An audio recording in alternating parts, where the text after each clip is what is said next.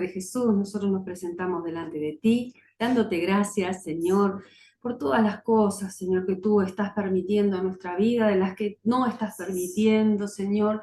Gracias de tu fidelidad, de tu amor, Señor, de tu bondad.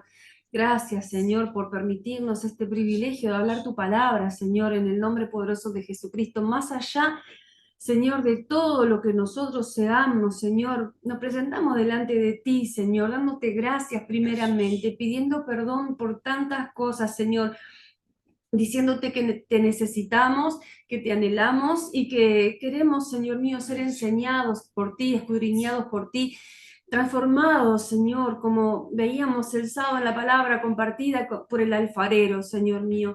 Tú eres nuestro alfarero, Señor, a medida que nosotros leemos tu palabra, así como la estamos compartiendo martes a martes en estos talleres, somos transformados. Damos gracias, Señor mío, por cada persona que se conecta, por aquellos que van a alcanzar esta enseñanza, Señor, en el nombre poderoso de Jesús. Damos gracias por la vida de Agustín, Señor, de Camila, de su hogar, de Piero, de esta casa, Señor, que se abre martes a martes para compartir tu palabra, Señor.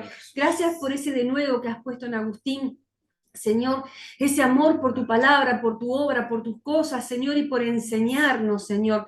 Realmente hemos sido instruidos de una manera diferente en este tiempo, Padre. Hemos leído la Biblia junto con Él, Señor, y aprendido junto con Él cosas que quizás nunca hubiéramos hecho solos, Señor, pero bendecimos su vida y te damos gracias, Señor. También a Camila, que es su ayuda idónea, su compañera, su apoyo, ella está en todos los detalles, Señor mío, para que esto pueda también salir adelante, Señor, cuidando del bebé, cuidando de su esposo, cuidando del ministerio, cuidando de su propia vida, Señor mío, y de su comunión contigo. Bendecimos la vida de Camila también y cada hogar, la de María, Natalia, Señor mío, todas las personas que se puedan ir sumando, Padre, las bendecimos en el poderoso nombre de Jesucristo y te damos gloria y honra, Señor. Háblanos, Espíritu Santo precioso de Dios. Ministranos, Señor. Haz con nosotros lo que es necesario. Moldea, Señor mío, esta vasija. Mete tu mano, Señor mío, bien adentro, Señor mío, de la vasija, para que tenga, Señor mío, la perfección, Señor mío, de tu moldeado, para lo que nos llamaste, Señor. En el nombre de Jesús te damos la gloria, la honra y gracias. Y vamos con un corazón dispuesto a escuchar. Amén. Te dejamos volver a tu lugar. Gracias.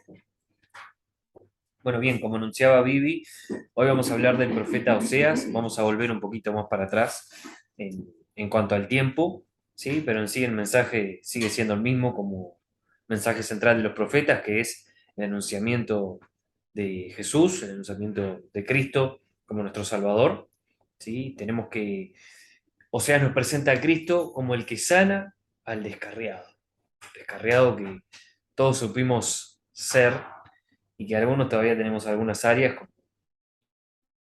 todavía en tratamiento con el Señor. Comienza con el siguiente pasaje, el estudio que vamos a hacer hoy, y es Oseas 4.1.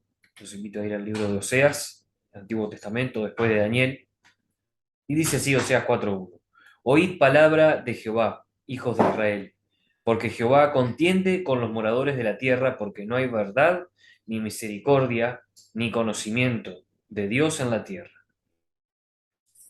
Bien, para comenzar con este libro, vamos a primero definir un poquito acerca del nombre Oseas. Oseas significa salvación en la raíz del hebreo y comparte, ¿sí?, la raíz del nombre con Jesús y con Josué. Viene de Osea, ¿tá? Es contemporáneo a Amós y a Isaías y Miqueas. El trasfondo histórico y el estado espiritual de Israel en la época en la cual ministró el profeta Oseas se puede observar en Segunda de Reyes, capítulo 14, versículo 23, hasta el capítulo 15, versículo 31, en donde hubieron 7 gobernantes, 7 reyes durante ese periodo: Jeroboam II, Zacarías, Salum, Nehemías, Pecaía, Pecá. Para los que quieran indagar un poquito más sobre esto, pueden ir al pasaje que recién citamos de Segunda de Reyes, y vamos a ver que ahí algunos de ellos hicieron lo bueno delante de Jehová y otros lo malo, y las consecuencias que esto trajo. Vamos a centrarnos también un poquito más en el autor. Oseas fue el autor y ministró por unos 60 años en el reino del norte. Recuerden que luego de Salomón, Israel se había dividido en dos: Israel, el reino de Israel en el norte, y Judá, donde estaban Benjamín y Judá, al sur. ¿Sí? Profetizó en el tiempo que Amós profetizaba en Israel, y como decíamos también, Isaías y Miqueas lo hacían en Judá. Su ministerio profético es el de más larga duración de todos los profetas. Y ahora vamos a hacer hincapié en la fecha. La fecha data alrededor del 780, 770 a.C. hasta el 720 a.C. Sí, fue un periodo bastante extenso. El profeta Oseas comenzó su ministerio en un tiempo de prosperidad nacional. ¿Sí? A través de Jeroboam II venía una gran prosperidad, no solo del lado económico, sino también del lado político. ¿Sí? Israel venía siendo enaltecida, bendecida enormemente, y vamos a ver qué consecuencias trajo esto en el corazón del pueblo de Dios. En el reino del norte reinaba Jeroboam II, que reinó allá por el 793 hasta el 753 a.C., y en el sur reinaba Usías, que reinó del 792 al 739 a.C. Entre ambos se extendieron el territorio hasta lo que había sido en su apogeo durante el reinado del rey David. Con la prosperidad económica vino la decadencia espiritual.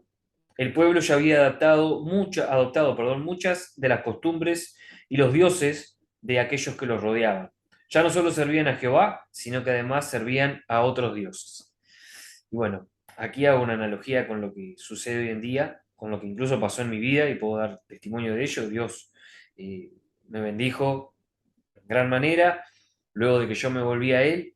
Y en esa bendición, en esa prosperidad, el uno no entablar una comunión genuina, una relación constante con Dios, con genuino amor y con devoción, uno se va enfriando en el día a día, no se da cuenta, se va deslizando, como dice la palabra, y no se va dando cuenta, y termina alejándose de Dios y centrándose en disfrutar de esa prosperidad que Dios le dio para bendecirlo y para también estar cerca de Él y bendecir la obra que Él tiene para con nuestra vida. Sin embargo, uno lo destinó a otras cosas, cosas que vamos a ver también en el desarrollo de Oseas. Y vamos a ver cómo esto le duele a Dios. Le voy a recomendar los siguientes pasajes que no solo afirman que a Dios le duele el que nosotros nos volquemos a otras cosas. Idolatría no solo significa adorar dioses o deidades, a veces uno es el ídolo, a veces el dinero, el trabajo o mismo el entretenimiento que uno prefiere dedicar su mente, tranquilizarse en lugar de, por ejemplo, volcarse a leer la palabra de Dios, que es lo que genuinamente nos va a redituar en la vida. ¿Sí? Los pasajes son los siguientes: Deuteronomio capítulo 4, versículos del 15 al 40. Deuteronomio capítulo 7, versículos del 1 al 11. Deuteronomio capítulo 8, versículos del 11 al 20.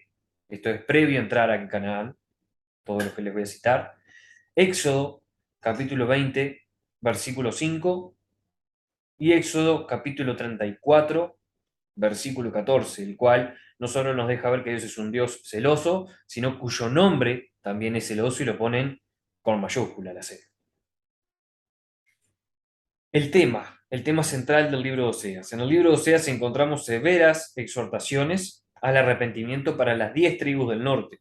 Recuerden esa monarquía dividida norte-sur de la que estábamos hablando. Durante los 50 a 60 años antes del cautiverio. Recuerden que el cautiverio se dio allá por el 590 a.C., 586. La copa de maldad se llenaba rápidamente. El pecado de reyes y de sacerdotes llevaban al pueblo a la idolatría. Y aquí vamos a hacer un pequeño hincapié en la idolatría a la cual se hace referencia. La idolatría en el libro de los profetas es bastante denunciada, y se nos hablan de dioses como los Baales, Astarte, Ishtar y también, por ejemplo, Moloch. ¿Sí? En este caso yo voy a hacer un especial hincapié en Moloch. ¿Sí? Es una deidad que se nos describe en Éxodo capítulo 20, versículo 2. Es una figura humana, se representa con una figura humana y una cabeza de carnero o becerro, con distintivos de realeza, como pueden ser coronas, entre otras cosas, y se asociaba a los sacrificios de niños. Y para que vea que lo que vivimos hoy en día está fundado en creencias y en religiones del pasado, usted va a poder ver que no solo en Éxodo 32 fue adorado este becerro, en este caso un becerro de oro, cuando Moisés se aparta a orar y el pueblo de Israel le pide a Aarón que necesitan un Dios al cual adorar, un Dios que los guíe, y él los guía a hacer con sus materiales un becerro de oro, lo cual fue severamente castigado por Dios y a espada de levita murieron alrededor de 3.000. ¿Sí? Jehová quiso dar ejemplo, los quiso consumir a todos, de hecho, pero bueno, con la oración e intercesión de Moisés, frenó su mano y solo hirió a unos 3.000. Pero este Moloch, esta deidad, uno la puede ver adorada en los tiempos actuales. No sé si vieron hace poquitos días que se celebraron los Juegos de la Mancomunidad en Inglaterra, en Reino Unido, en Birmingham, y en la ceremonia de estos Juegos, como es usual que en las ceremonias de los mundiales, de las Olimpiadas, se hagan cosas que parecen que son de teatro, pero en realidad son directa y desvergonzada adoración a deidades como esta, vemos que se adora a un toro enorme de metal, de ojos rojos, ¿sí? Y es una descarada adoración a esta deidad de la que le estamos hablando.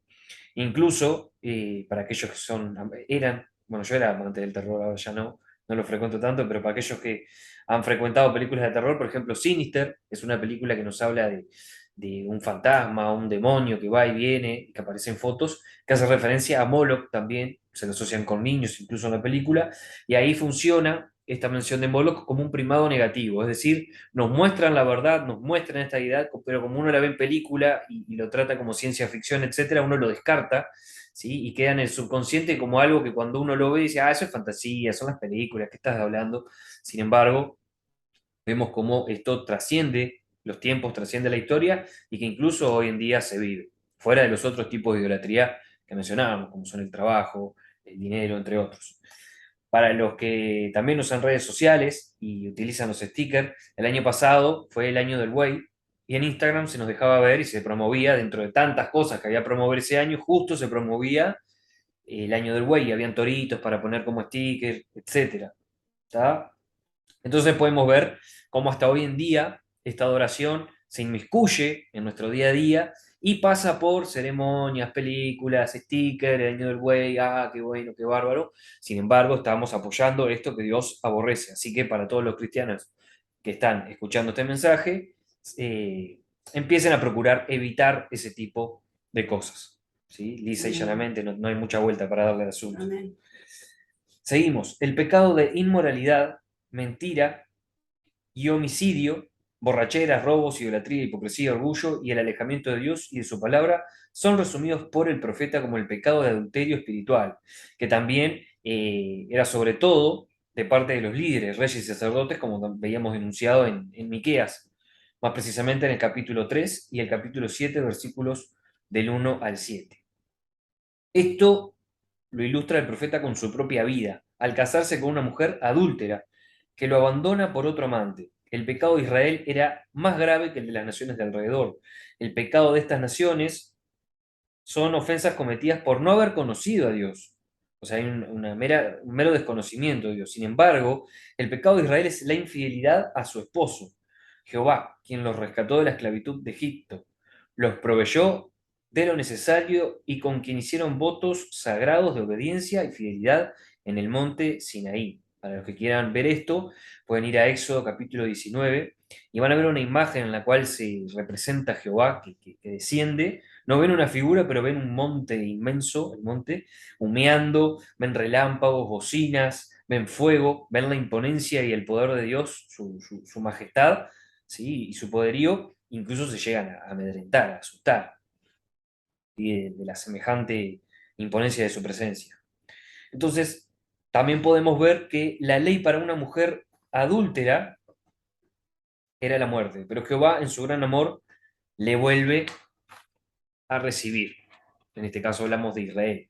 Y usted puede ver la pena de una mujer adúltera en los siguientes pasajes. Números 25, del 11 al 31, Levítico, capítulo 20, versículo 10, y Deuteronomio, capítulo 22, versículos del 22 al 24. Y recién hablábamos de por qué Israel era más grave todavía lo que hacía que las naciones de alrededor. Y es lo que nos pasa a nosotros los cristianos de hoy en día, que conocemos de Dios, que hemos visto su mano de poder, hemos sentido su amor en nosotros, nos hemos apartado a orar y Dios ha respondido, incluso ha respondido de maneras contundentes y gráficas, y sin embargo uno se aparta. ¿Sí? Yo fui uno de ellos. Vi la mano de Dios en mi vida, en circunstancias y situaciones que era innegable que era Dios.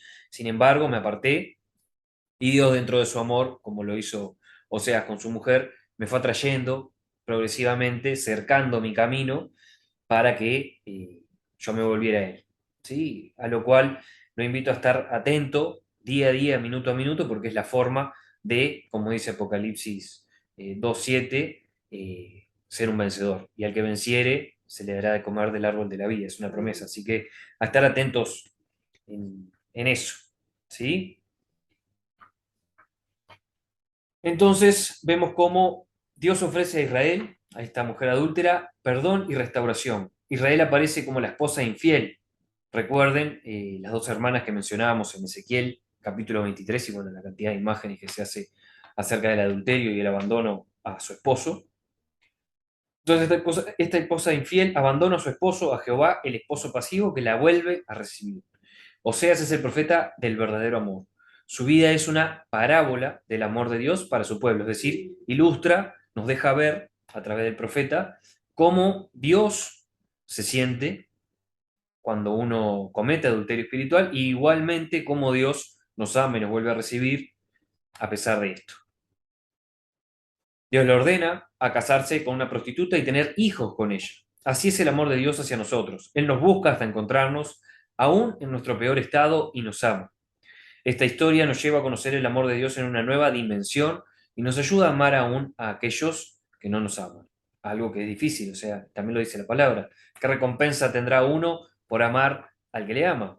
Sin embargo, se nos pide que amemos al inamable, amemos a nuestro enemigo, le bendigamos y que no le neguemos la ayuda cuando nos la pide, algo que es complicado. Por vías humanas, y yo mismo reconozco que no puedo, sin embargo, al mantenerme en comunión con Dios y en oración, como recién lo exhortaba a hacer, es que uno puede ver esto posible por el obrar del Espíritu Santo en nuestra vida, que es a través del fruto del Espíritu Santo, valga la redundancia, que es el amor de Dios.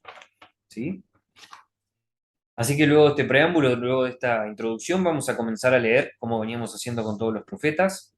Hoy vamos a centrarnos en los primeros dos capítulos, luego de esta introducción, y vamos a comenzar con el capítulo 1, que tiene como título La esposa infiel de Oseas y sus hijos.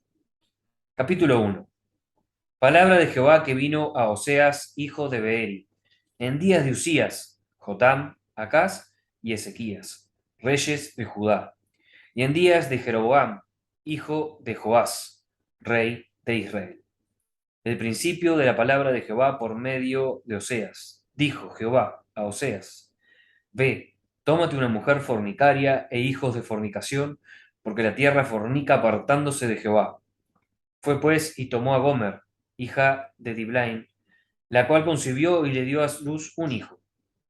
Y le dijo Jehová: Ponle por nombre Jezreel, porque de aquí a poco yo castigaré a la casa de Jehú por causa de la sangre de Jezreel, y haré cesar el reino de la casa de Israel. Y en aquel día quebraré yo el arco de Israel en el valle de Jezreel. Concibió ella otra vez y dio a luz una hija, y le dijo Dios: Ponle por nombre Lo Ruama, porque no me compadeceré más de la casa de Israel, sino que los quitaré del todo. Mas de la casa de Judá tendré misericordia y los salvaré, por Jehová su Dios. Y no los salvaré con arco, ni con espada, ni con batalla, ni con caballos, ni jinetes. Después de haber destetado a Lo Ruama, concibió y dio a luz a un hijo, dice el versículo 8. Y dijo Dios: Ponle por nombre Lo Ami, porque vosotros no sois mi pueblo, ni yo seré vuestro Dios. Con todo, será el número de los hijos de Israel como la arena del mar, que no se puede ni medir ni contar. Y en el lugar en donde le fue dicho: Vosotros no sois pueblo mío, les será dicho: Sois hijos del Dios viviente. Y se congregarán los hijos de Judá y de Israel, y nombrarán un solo jefe, y subirán de la tierra, porque el día de Jezreel será grande. Bueno, tenemos ya un capítulo 1 que viene con bastantes simbolismos, con bastantes imágenes que vamos a desglosar de manera sencilla y a ir analizando para poder sacarle el mayor provecho a este texto de la palabra de Dios. Primero que nada, vemos que, como en todos los profetas, dice palabra de Jehová. Y se nos hace un hincapié que puede parecer repetitivo y aburrido, pero tiene mucho significado, porque el que habla es Dios. Y el profeta, genuino profeta, vendría a ser Oseas en este libro, es el que la promulga, es el que habla, ¿sí? Entendiendo que los profetas, en el sentido más puro de la palabra y en el sentido único que tienen, los verdaderos y genuinos profetas, que son los inspirados por el Espíritu de Dios, por Jehová, son personas que hablan y lo que dicen es el 100% real, porque Dios no miente.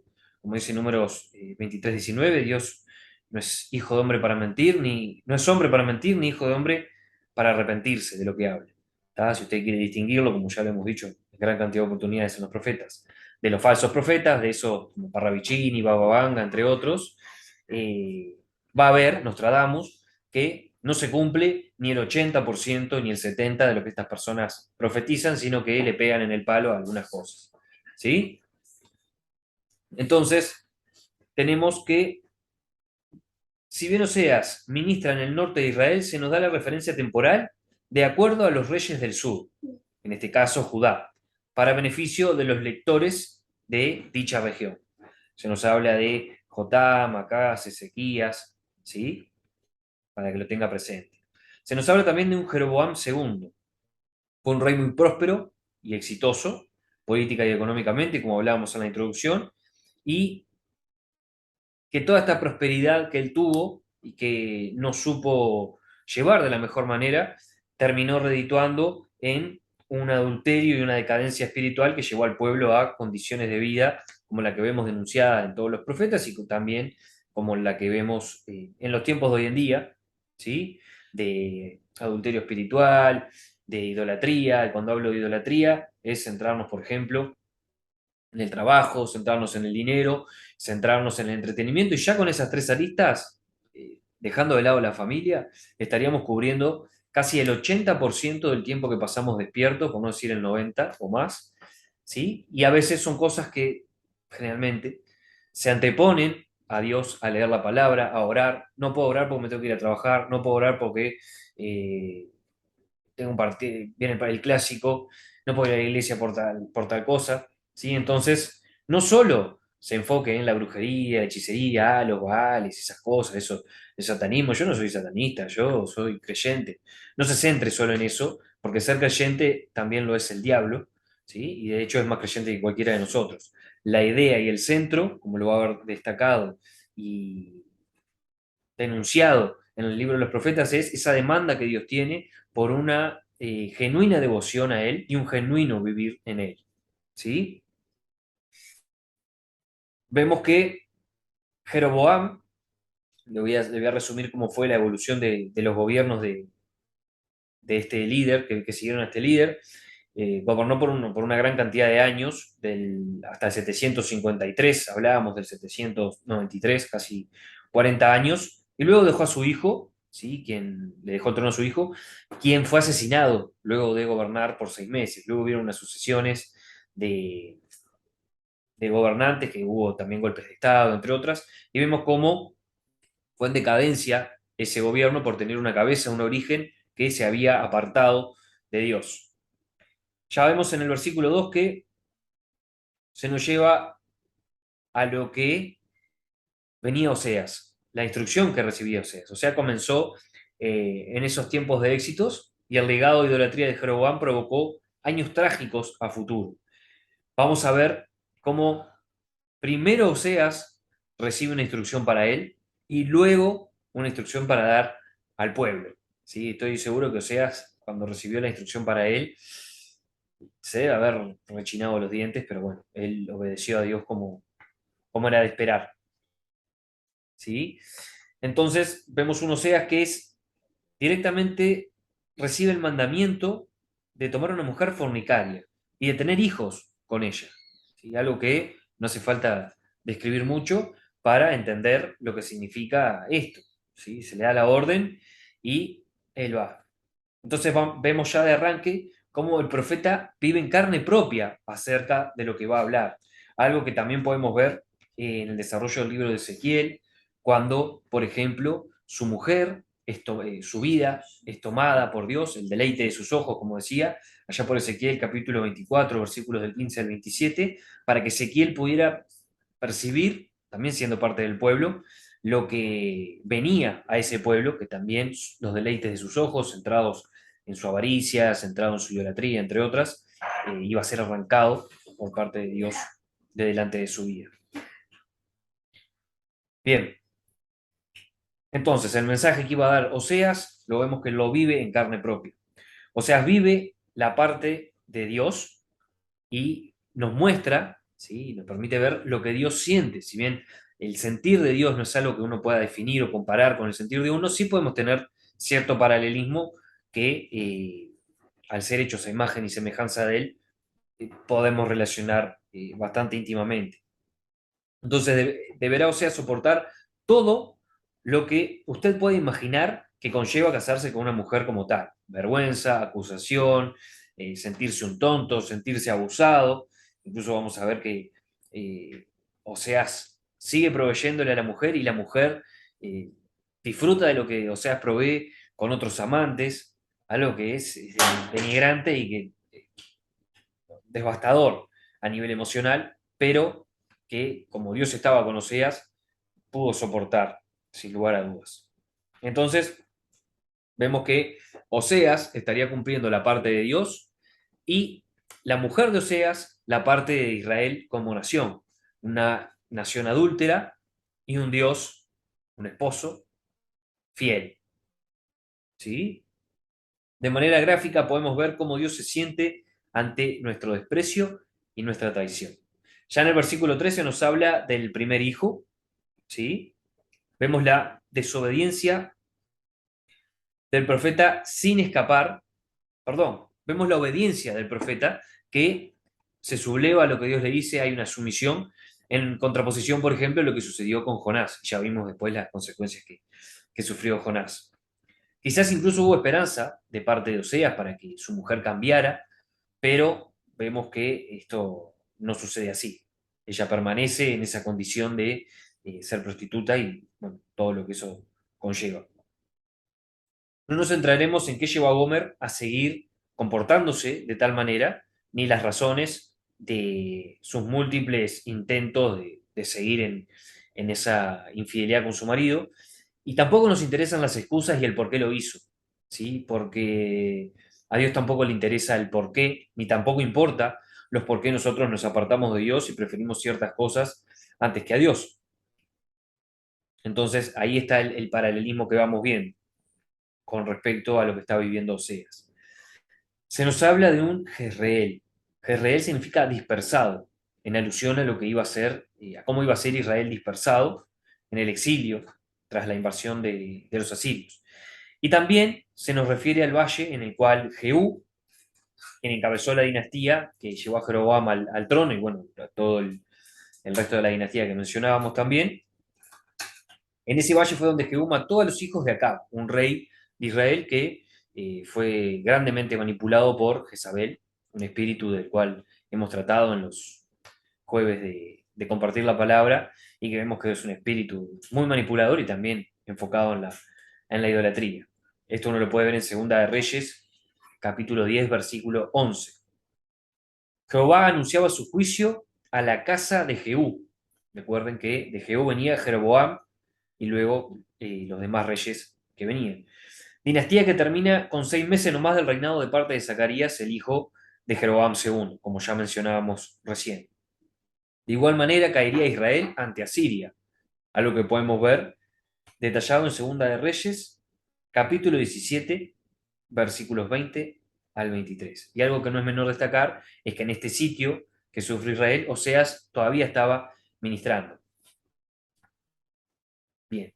Ya en el versículo 5 se nos hace ver que se iba a quebrar un arco, el arco de Israel más precisamente. El arco nos da una imagen de poderío ¿sí? Que se le escurriría a Israel de entre los dedos de las manos. Y acá le voy a citar dos pasajes. Segunda de Corintios 10:4 e Isaías 40, versículos 30 al 31. Son dos pasajes que nos ilustran que sin Dios nuestras fuerzas son perecederas, ¿sí? Ya sea uno joven, anciano, sabio o un tonto. Es de la mano de Dios. Algo que a Israel se le olvidó, creyó que por su mérito había conseguido todo lo que había conseguido, olvidando que todo lo que Israel, de todo lo que Israel gozaba fue originado en las manos de Dios. Vemos ahora en el versículo 6 y 7 que se nos habla de lo ruama. Lo ruama significa no compadecida o sin misericordia. Era una señal viviente del juicio venidero, ya que se nos habla de que era hija de Oseas, o al menos de su mujer.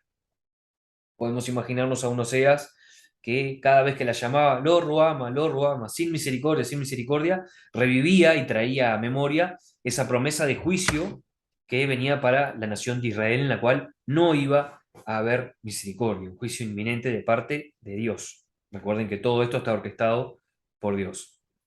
Ya en el versículo 7 se nos deja ver cómo Dios tuvo misericordia de Judá. Él peleó por ellos y mató a unos 185.000 soldados en el campamento asirio en una sola noche. Algo que uno puede ver en Segunda de Reyes, capítulo 19, versículo 35. Y esto es porque Judá hasta ese momento era, por así decirlo, un poco más fiel que lo que era la parte del norte. Por ejemplo, tenemos al rey Ezequías, ¿sí? Pero no es menor detallar que cuando uno recibe misericordia, cuando alguien tiene misericordia con uno, es porque uno es culpable de algo y merece un castigo, ¿sí? O sea, no estamos eximiendo a Judá de todos los errores y pecados que tenía. También era pecador, pero le invito a que lea Romanos 9:15 para saber cómo termina esta oración. Ya en los versículos del 8 al 9 se nos habla del segundo hijo, que es lo ami, es decir, no es mi pueblo. Lo ami significa no es mi pueblo. O sea, también tenemos teorías de que este no es mi pueblo, este hijo ni siquiera era de Osías. Hay algunos eruditos y estudiantes de la palabra que llegan a afirmar que este no era hijo de Oseas, pero la palabra no nos lo deja entender, así que lo dejamos picando. Es una teoría que tendría bastante sentido. Y esto es resultado del rechazo de Israel hacia Dios. O sea, Dios le dice, ustedes no son mi pueblo porque pretenden que yo soy su Dios, entonces yo pretenderé ser su Dios y que ustedes sean mi pueblo.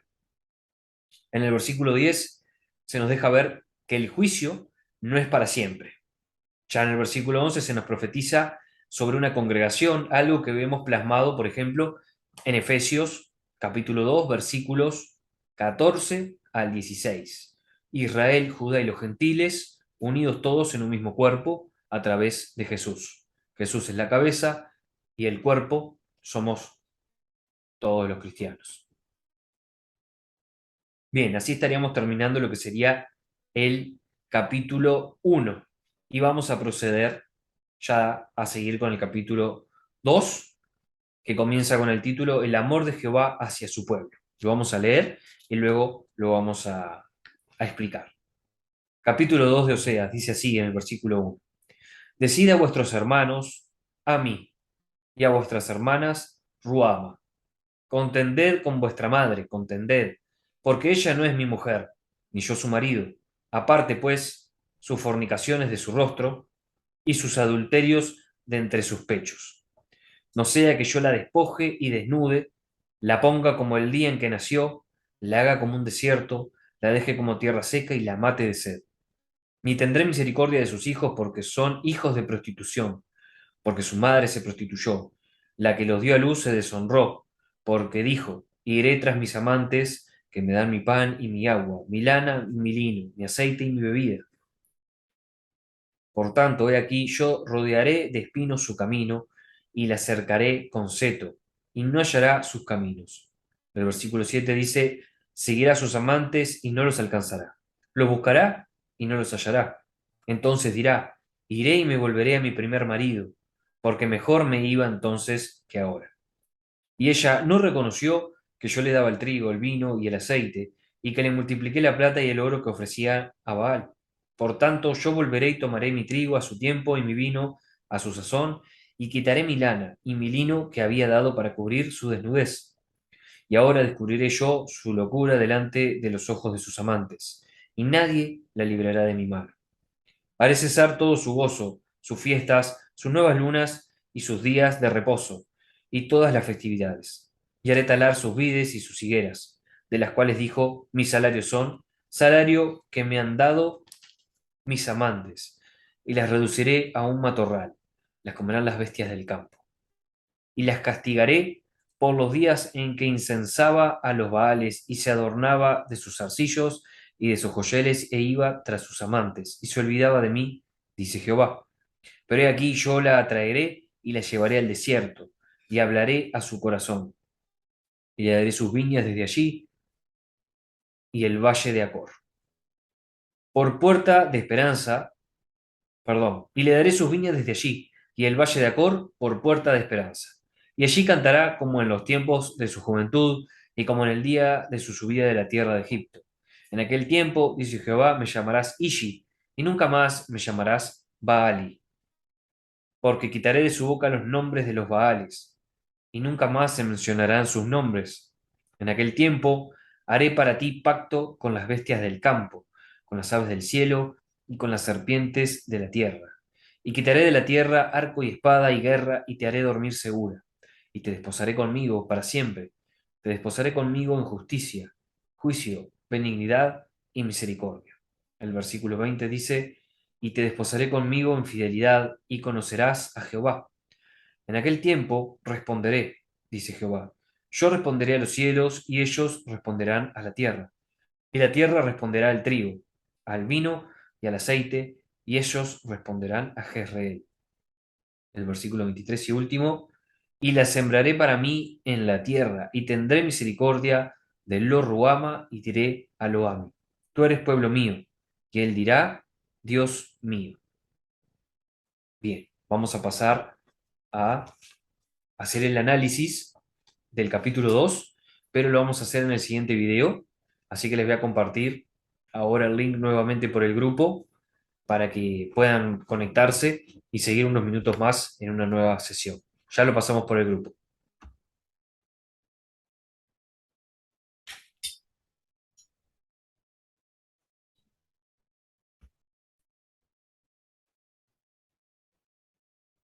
Bien, vamos a continuar entonces con el análisis del capítulo 2.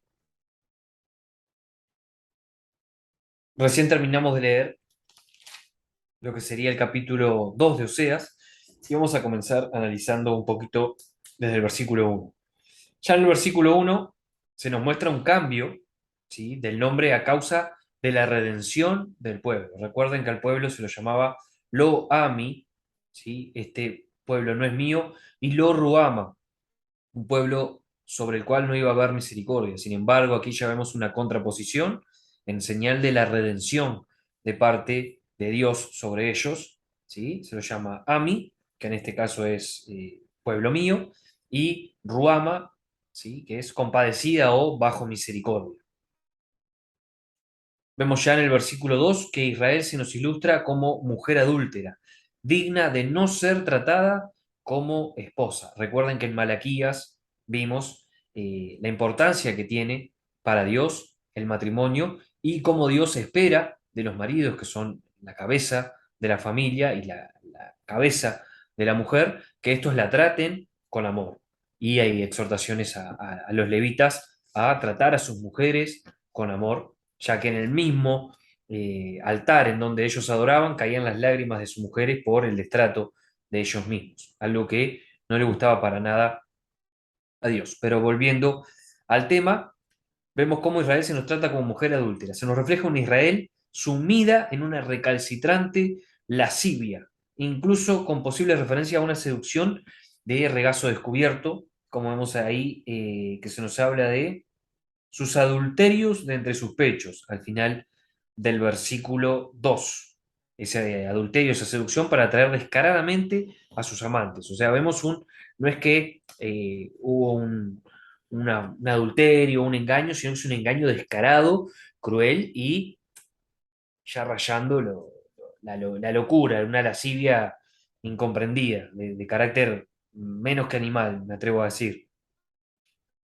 Entonces, vemos cómo Jehová dice ya en el versículo 3 no sea que yo la despoje y desnude, la ponga como en el día en que nació y la haga como un desierto, como tierra seca y la mate de sed, perdón. Al punto, o sea que vemos que Jehová está, eh, ya no pone escrúpulos, ya no pone límites y está a punto de ser dejada hasta Israel a su suerte, sin la bendición de su Dios, a no ser que se volviere arrepentida. Nos deja ver el versículo 4 que la nación de Israel se nos la representa como la mujer, Israel como un todo, y a los hijos, ¿sí? Serían los israelitas. ¿Tá? Lo mismo que se anunciaba a Israel como nación, acontecería a sus habitantes, por ser hijos de esta nación adúltera, hijos de prostitución, se nos dice más claramente. Israel justifica su pecado de adulterio con lo que recibe de sus amantes, esa satisfacción de las necesidades de la carne, esas cosas materiales que reciben. Y acá les cito dos pasajes. Romanos capítulo 13, versículo 14, y Mateo capítulo 6, versículos 25 al 34. Y voy a hacer un paréntesis porque me parece algo menester hacer una analogía con lo que mencionaba hace un ratito de ese adulterio, de esa idolatría que uno tiene hoy en día y que pasa desapercibida con el trabajo, con lo material, con el entretenimiento, con el yo, ¿sí? En la cual prevalece en mi corazón lo que la carne me pide, esas horas de diversión, esas horas de satisfacción, esas necesidades cubiertas, la cena llena, mi auto, el seguro pago, el colegio pago de los niños, y teniendo como esto la plenitud de la vida, la cúspide, el estar con provisión en lo económico, ya estoy, ¿sí? Sin embargo, no está mal trabajar, no está mal entretenerse, no está mal tener ahorros, tener dinero, de hecho Dios provee, ¿sí? Sin embargo, cuando esto pasa a ser ya un objeto de adoración, un objeto que le resta, le quita o quizá hasta, me atrevo a decir, le anula en totalidad el tiempo que uno le puede dedicar a Dios, caemos en lo que cae el pueblo de Israel y está siendo aquí denunciado, una idolatría, un abandono de Dios por estas cosas materiales con las cuales el enemigo nos engaña y más que nada hoy en día que es una eh, época de materialismo descarado y en la cual tenemos como el deseado de las naciones al dinero y no a ese Jesús que nos promete Dios a través de los profetas como ya hemos repetido hasta el hartazgo en este estudio que venimos haciendo. Así que reflexione, ¿sí? ¿Qué protagonismo tiene Dios en su vida? Uno no está con esto pretendiendo que usted no trabaje, que usted no se entretenga, que usted no tenga dinero y viva en la miseria, en la pobreza, pero que eso no pase a ser su objeto de adoración. Disponga sin escrúpulos, sin excusas, perdón, sería la palabra, tiempo para meditar en la palabra de Dios, como se le exhortaba a hacer a Josué en el capítulo 1, versículos 8 y 9, a pasar tiempo en la palabra, a meditar en la palabra y que esta que es viva, eficaz y más cortante que espada de dos filos tenga el efecto, ¿sí? En su vida. Muchos le piden a Dios que le hablen, religiosamente repiten oraciones, sin tener en cuenta que Dios muchas veces nos habla a través de su palabra, de hecho la gran mayoría de las veces, y que Él pretende y espera que nosotros vayamos a oírle en las escrituras que dejó a través de estos hombres inspirados por su espíritu. Si bien la palabra es escrita por hombres, fue inspirada por el Espíritu de Dios, así como fueron inspirados los profetas, estos instrumentos de Dios. Bien, volviendo al análisis que estábamos haciendo, estaríamos ahora entrando al versículo 6 del capítulo 2. Yo llevaría a Israel al arrepentimiento a través de espinas que la lastimarían al transitar caminos errados. Así como hablábamos que Dios amó a Jacob y le llevó por la senda agradable para él, él con mayúscula habla de Dios, y a Esaú aborreció, le dejó libre a su antojo, así a sus hijos él también nos disciplina en gran muestra de amor.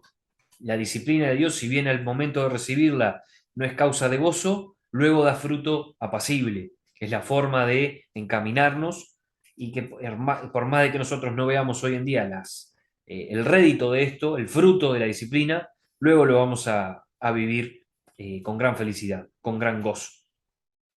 Nos cerca para nuestra protección, como un padre, acá se me viene la imagen de un padre que bruscamente salva a su hijo de cruzar la calle, sin este pequeño o pequeña percibir que venían autos que iban a acabar con su vida. Capaz que el padre tiene que darle un tirón, tiene que hacer algo que al bebé lo ponga a llorar, que sienta un tirón en el brazo, pero le está salvando la vida como lo estaba haciendo Dios con su pueblo y que parecía todo lo contrario en ese entonces. Versículo 7. Los ídolos suelen verse más atractivos, como decía acá, seguirá a sus amantes y los buscará, ¿sí? Los ídolos suelen verse más atractivos que el seguir a Dios. De hecho, lo que ofrece este mundo es todo lo contrario y las señales de éxito que este mundo vende no son, la gran mayoría de las veces, lo que Dios promete y deja ver como éxito. Y de hecho sabe, por su diseño en nuestra vida, que es para éxito y para bienestar para nosotros. Los placeres, el pecado, pasan y se vuelven cada vez más insípidos. Cada vez necesitamos más, cada vez bajamos más en la escalera del decaimiento de la moral humana y vemos cómo en realidad para la vida del cristiano es cada día más sabroso y radiante. Cada vez nuestro gozo debería ser más grande. Y vemos referencia a esto, por ejemplo, en Proverbios 4, versículo 18, el cual nos deja ver que la senda del justo es como la aurora, que va en aumento de brillo hasta que llega a su máximo esplendor. Así es la vida que Dios nos promete si nos volvemos a Él. Versículo 8. Oseas pudo vivir esto, lo que aquí se nos habla, que ella no reconoció que él le daba el trigo, que él le daba el vino, que él le daba el aceite, hablando de Dios. Y Oseas pudo vivir esto cuando él proveía para su mujer y ella hasta se lo gastaba con sus amantes. Se me viene a la imagen un Oseas golpeando la puerta, su mujer con otro tipo, él trayendo la provisión y su mujer dándose la gran vida con este hombre y luego vaya uno a saber qué había hecho. Amén. Y Oseas proveyendo y a los ojos del mundo que sería como un tonto, el famoso siervo, por no decir otra palabra, por ser elegante, y que ya vemos que esto ilustra cómo Dios nos ama, a ese punto de amar lo inamable. Así que no lo desaprovechemos mientras puede ser aprovechado. Todavía estamos en tiempos de gracia y si usted lo quiere aprovechar, vaya a la palabra de Dios y lo primero que tiene que hacer es aceptar a Jesús como su Salvador para que su vida empiece a ser cambiada. Tiene que darle uno lugar y uno tomar ese regalo que es la salvación, por gracia y por misericordia, no porque seamos nada especial. Versículo 9. Dios da y el hombre destina para sus concupiscencias y otros ídolos. Aquí se nos hablaba de Baal. Él multiplicaba la plata y el oro y ellos se lo rendían a Baal.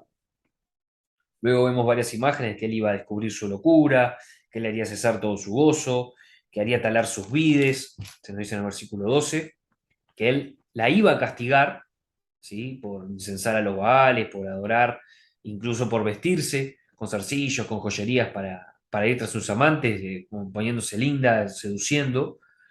Y vemos ya en el versículo 13 que se nos deja ver que se olvidaron de Dios. La prosperidad en tiempos de reinado de Jeroboam fue mal destinada a la idolatría. Es por eso que muchas veces Dios no prospera a su pueblo porque todavía no está en condiciones de recibir esa prosperidad y manejarla. Al principio uno no lo entiende, es como cuando el niño le pide, papá, quiero manejar, déjame manejar, o papá, déjame salir a andar en bici por la Rambla, irme, yo ya vengo, no, yo soy grande, entendiendo la cantidad de peligros que hay en el medio. Bueno, lo mismo podríamos hacer la analogía con respecto a Dios y su pueblo.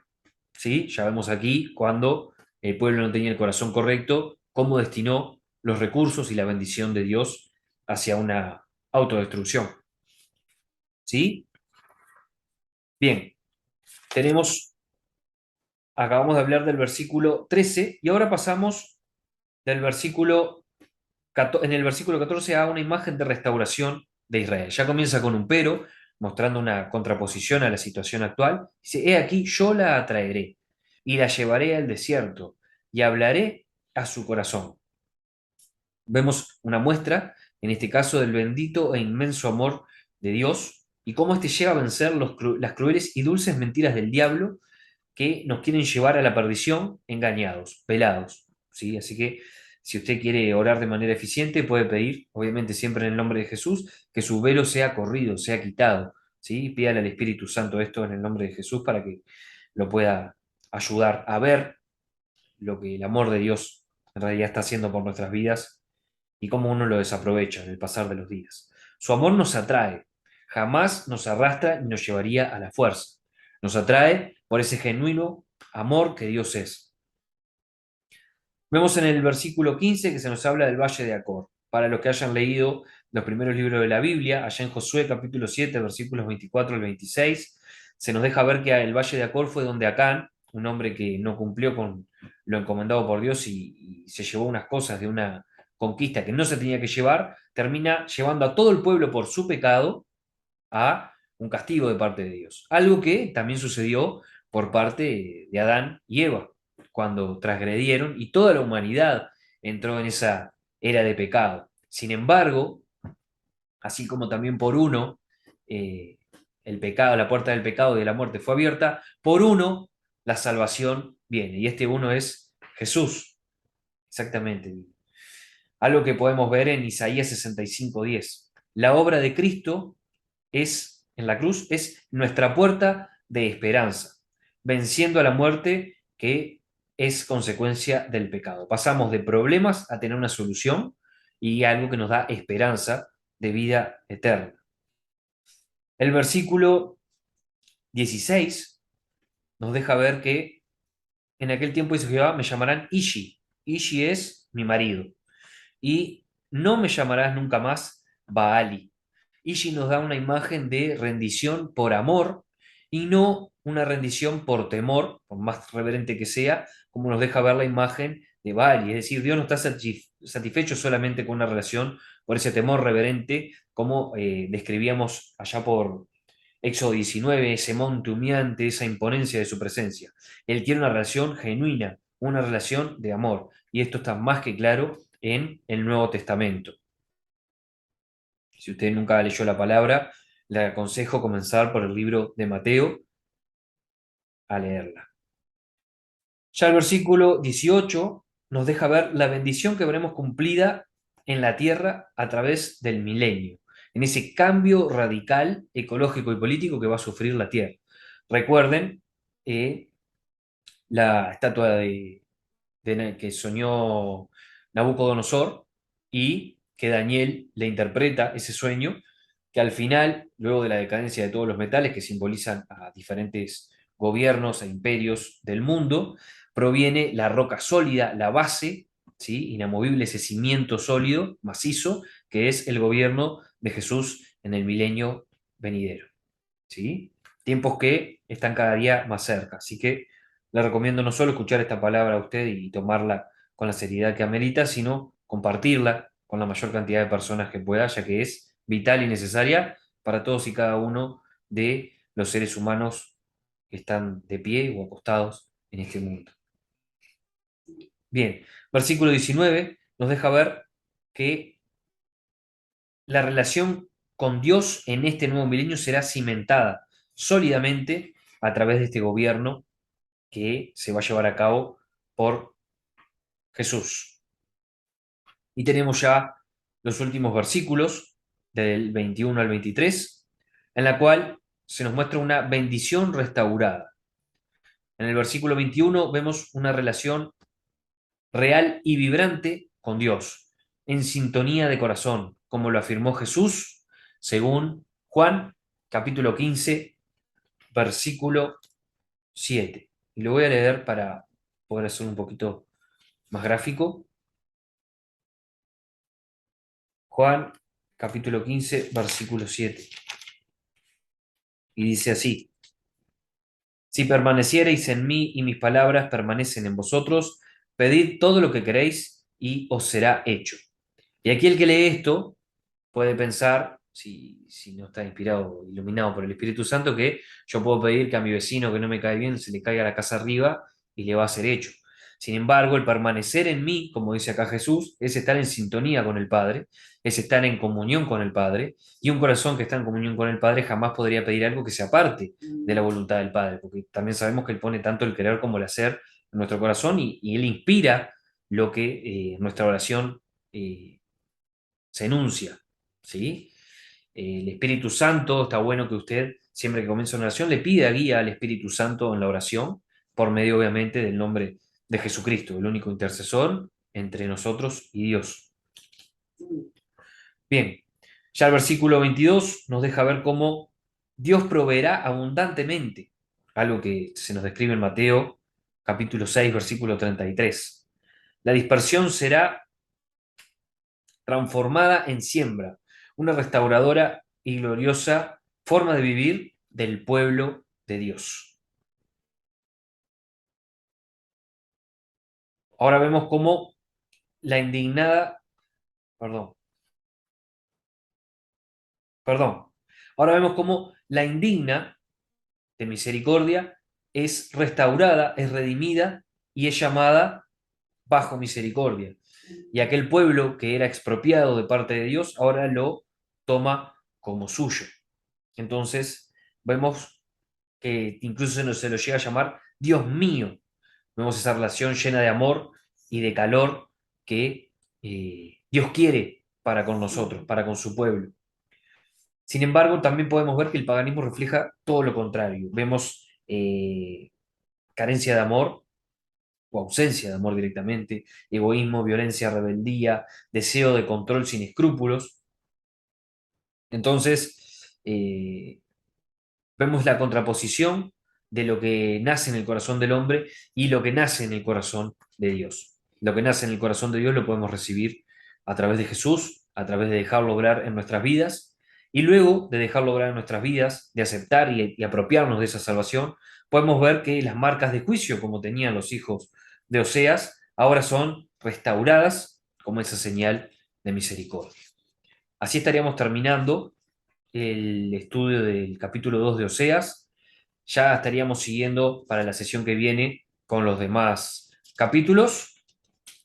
Lo invito a que pueda rememorar y ver este video que le va a dejar gran contenido. Vamos a continuar con el libro de Oseas. Habíamos quedado en el capítulo 2. Vamos a comenzar con el capítulo 3 y sin tardarnos ya vamos a comenzar a leer el capítulo 3 de Oseas. Y dice así: Oseas y la adúltera. Me dijo otra vez Jehová: ve, ama a una mujer amada de su compañero, aunque adúltera, como el amor de Jehová para con los hijos de Israel, los cuales miran a dioses ajenos y aman tortas de pasas. La compré entonces para mí por 15 siclos de plata y un homer y medio de cebada. Y le dije: tú serás mía durante muchos días, no fornicarás ni tomarás otro varón. Lo mismo haré yo contigo, porque muchos días estarán los hijos de Israel sin rey, sin príncipe, sin sacrificio, sin estatua, sin efod y sin terafines. Después volverán los hijos de Israel y buscarán a Jehová su Dios y a David su rey, y temerán a Jehová y a su bondad en el fin de los días. Bien, es un capítulo cortito, pero con bastante jugo para sacarle. Comenzamos ya en el versículo 1, que vemos cómo a Oseas se le ordena estar con mujer adúltera, algo que ya habíamos comentado en el comienzo del capítulo de la sesión anterior. Si bien Dios permite el divorcio, que por ejemplo está señalado en Deuteronomio 24:1, Mateo 19, versículos 7 al 8, en caso de adulterio, Él no lo ordena, o sea, lo permite, es una causa suficiente para divorciarse, por ejemplo, en este caso el adulterio, pero Dios no es que lo promueva, de hecho Él siempre promueve el perdón y la reconstrucción. ¿sí? Se nos muestra entonces un amor que es objeto de voluntad. Les recomiendo que lean el siguiente pasaje, Mateo capítulo 5, versículos del 38 al 48. No es una mera bomba de emociones y volátiles sensaciones. El matrimonio es un pacto de por vida, un pacto en el cual está involucrado Dios. Un compromiso que involucra a Dios directamente. Y los invito a repasar el libro de Malaquías y ver estudio principalmente del capítulo 2, en el cual hablamos acerca del matrimonio y cómo Dios denunciaba el comportamiento de los levitas, los sacerdotes, con sus mujeres. Ahí detallamos bastante claro lo que involucra este pacto de matrimonio para con Dios, el compromiso que es y las responsabilidades que conlleva. Será un recorrido de altos y bajos, el matrimonio no es todo color de rosas, de hecho, como todo proceso en la vida, como toda decisión, como lo es el ser padre, tiene momentos de felicidad, tiene momentos de que no son tan felices, pero como dice la palabra, para los hijos de Dios todo los ayuda, a los hijos de Dios todo los ayuda bien.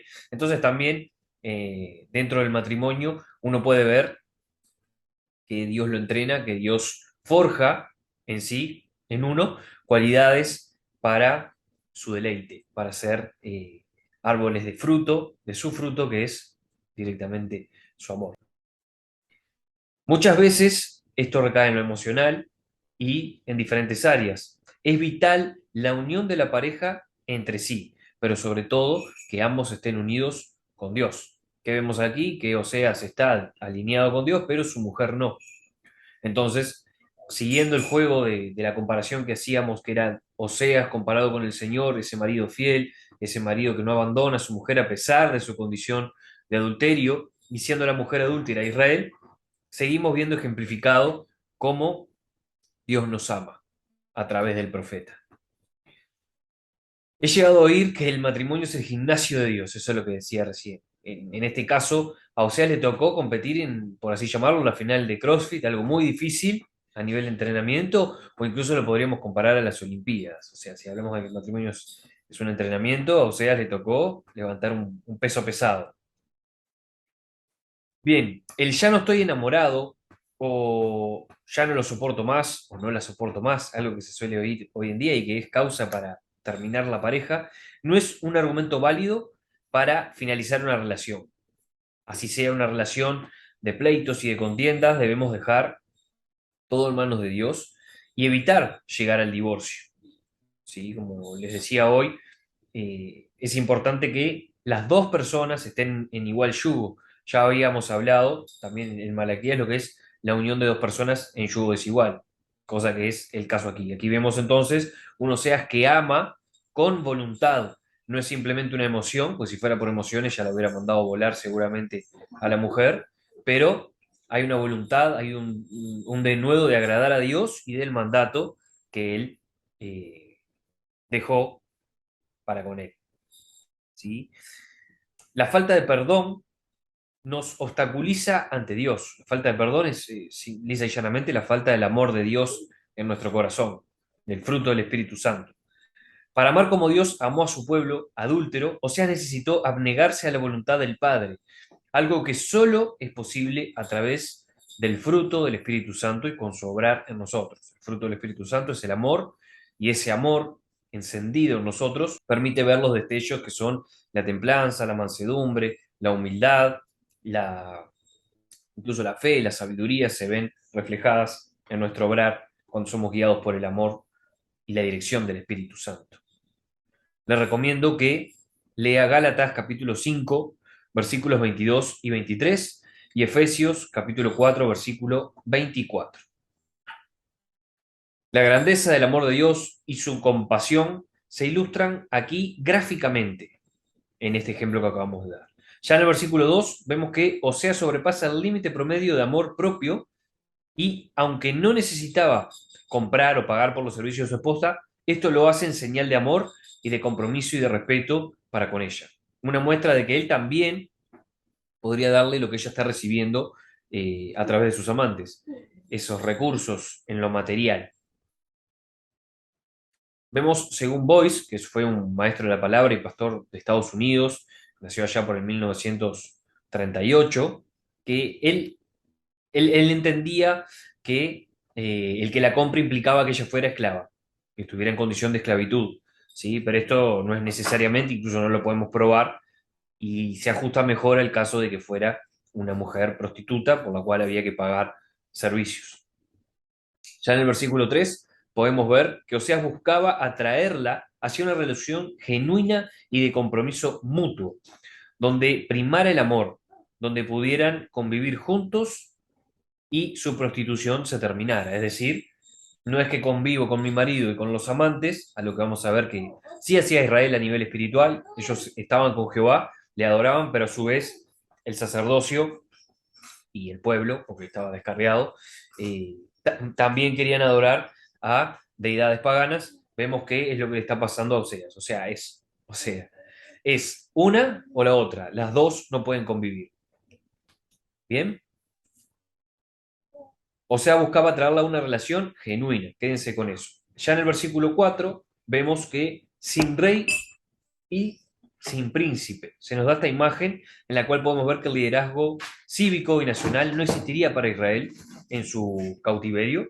También se nos habla de sin serafines ni estatuas. Tampoco tendrían liderazgo en el ámbito espiritual.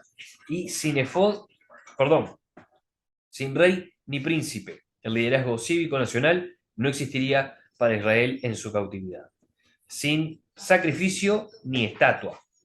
Eso implicaba que tampoco iban a tener liderazgo en el ámbito espiritual. Y sin efod ni terafines, sin la dirección sobrenatural que es vital para poder ir por la senda correcta y el propósito de Dios.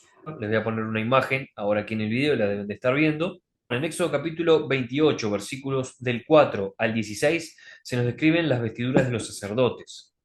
La vestidura, en este caso, lo que sería el efod, es una vestidura de lino fino, corta y sin mangas que caía sobre las espaldas, cubría las espaldas, ciñendo las otras vestiduras que pueden ver detalladas ahí. Estaba hecho de oro, púrpura, violeta, carmesí, escarlata. Era una genuina obra de arte. Incluso vemos que Dios inspiraba a los que le iban a hacer con ese hermoso arte que conllevaba confeccionar esta prenda. En el versículo 5 podemos ver que en la aflicción de la cautividad Israel buscaría y se volvería a Jehová, algo que sucederá finalmente en el reino del milenio, donde Jesús reinará sobre Israel. Para eso tenemos tres citas que les recomiendo ir a ver, que son Isaías capítulo 55, versículos del 3 al 5, Jeremías capítulo 30, versículo 9, y Ezequiel capítulo 34, versículos 23 al 25.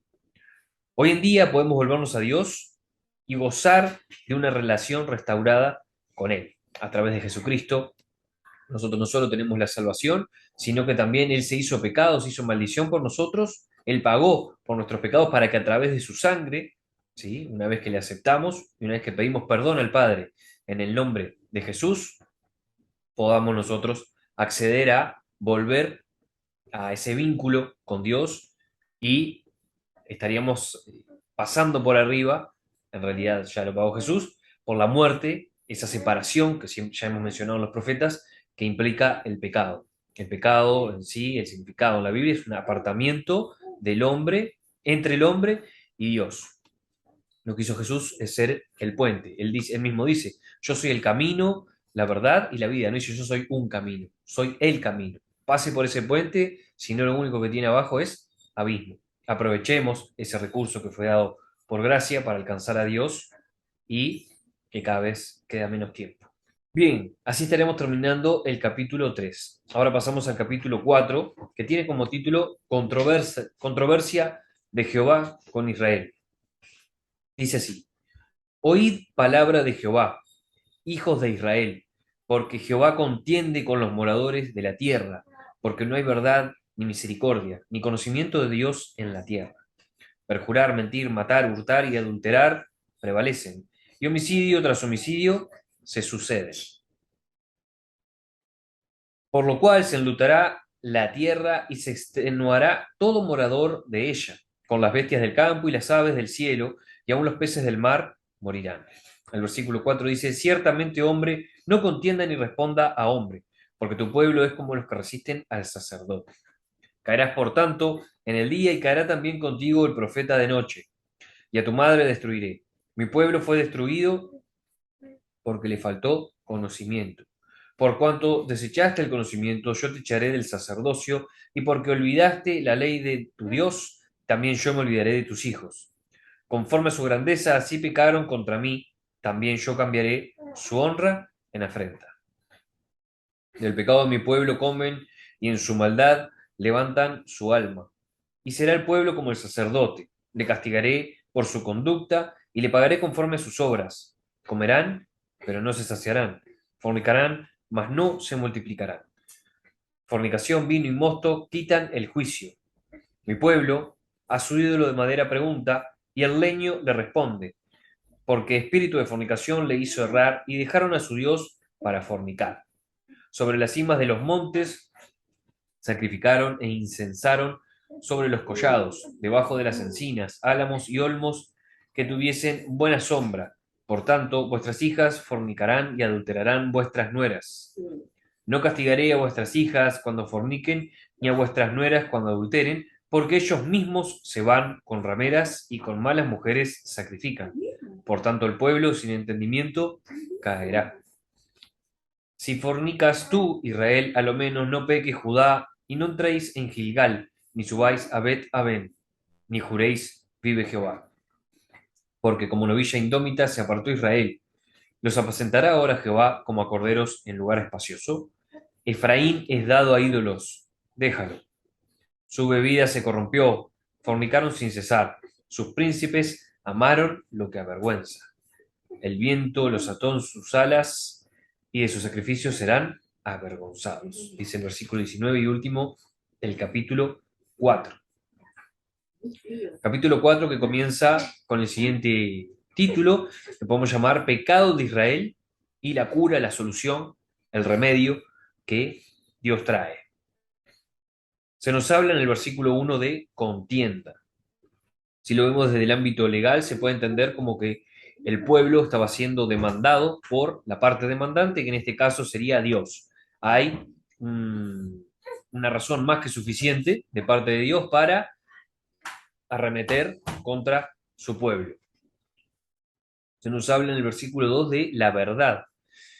La verdad ha sido objeto de estudio por siglos de parte de los humanos, la filosofía griega, los grandes eruditos de la parte oriental de Asia, lo que es el budismo, la parte hindú, y nunca se ha llegado a construir un concepto sólido acerca de la verdad. Primero que nada, no se ha definido la verdad, y muchos creen que no hay una verdad común para todos, cada uno tiene su verdad, y es algo que se promulga hoy en día, que se promueve.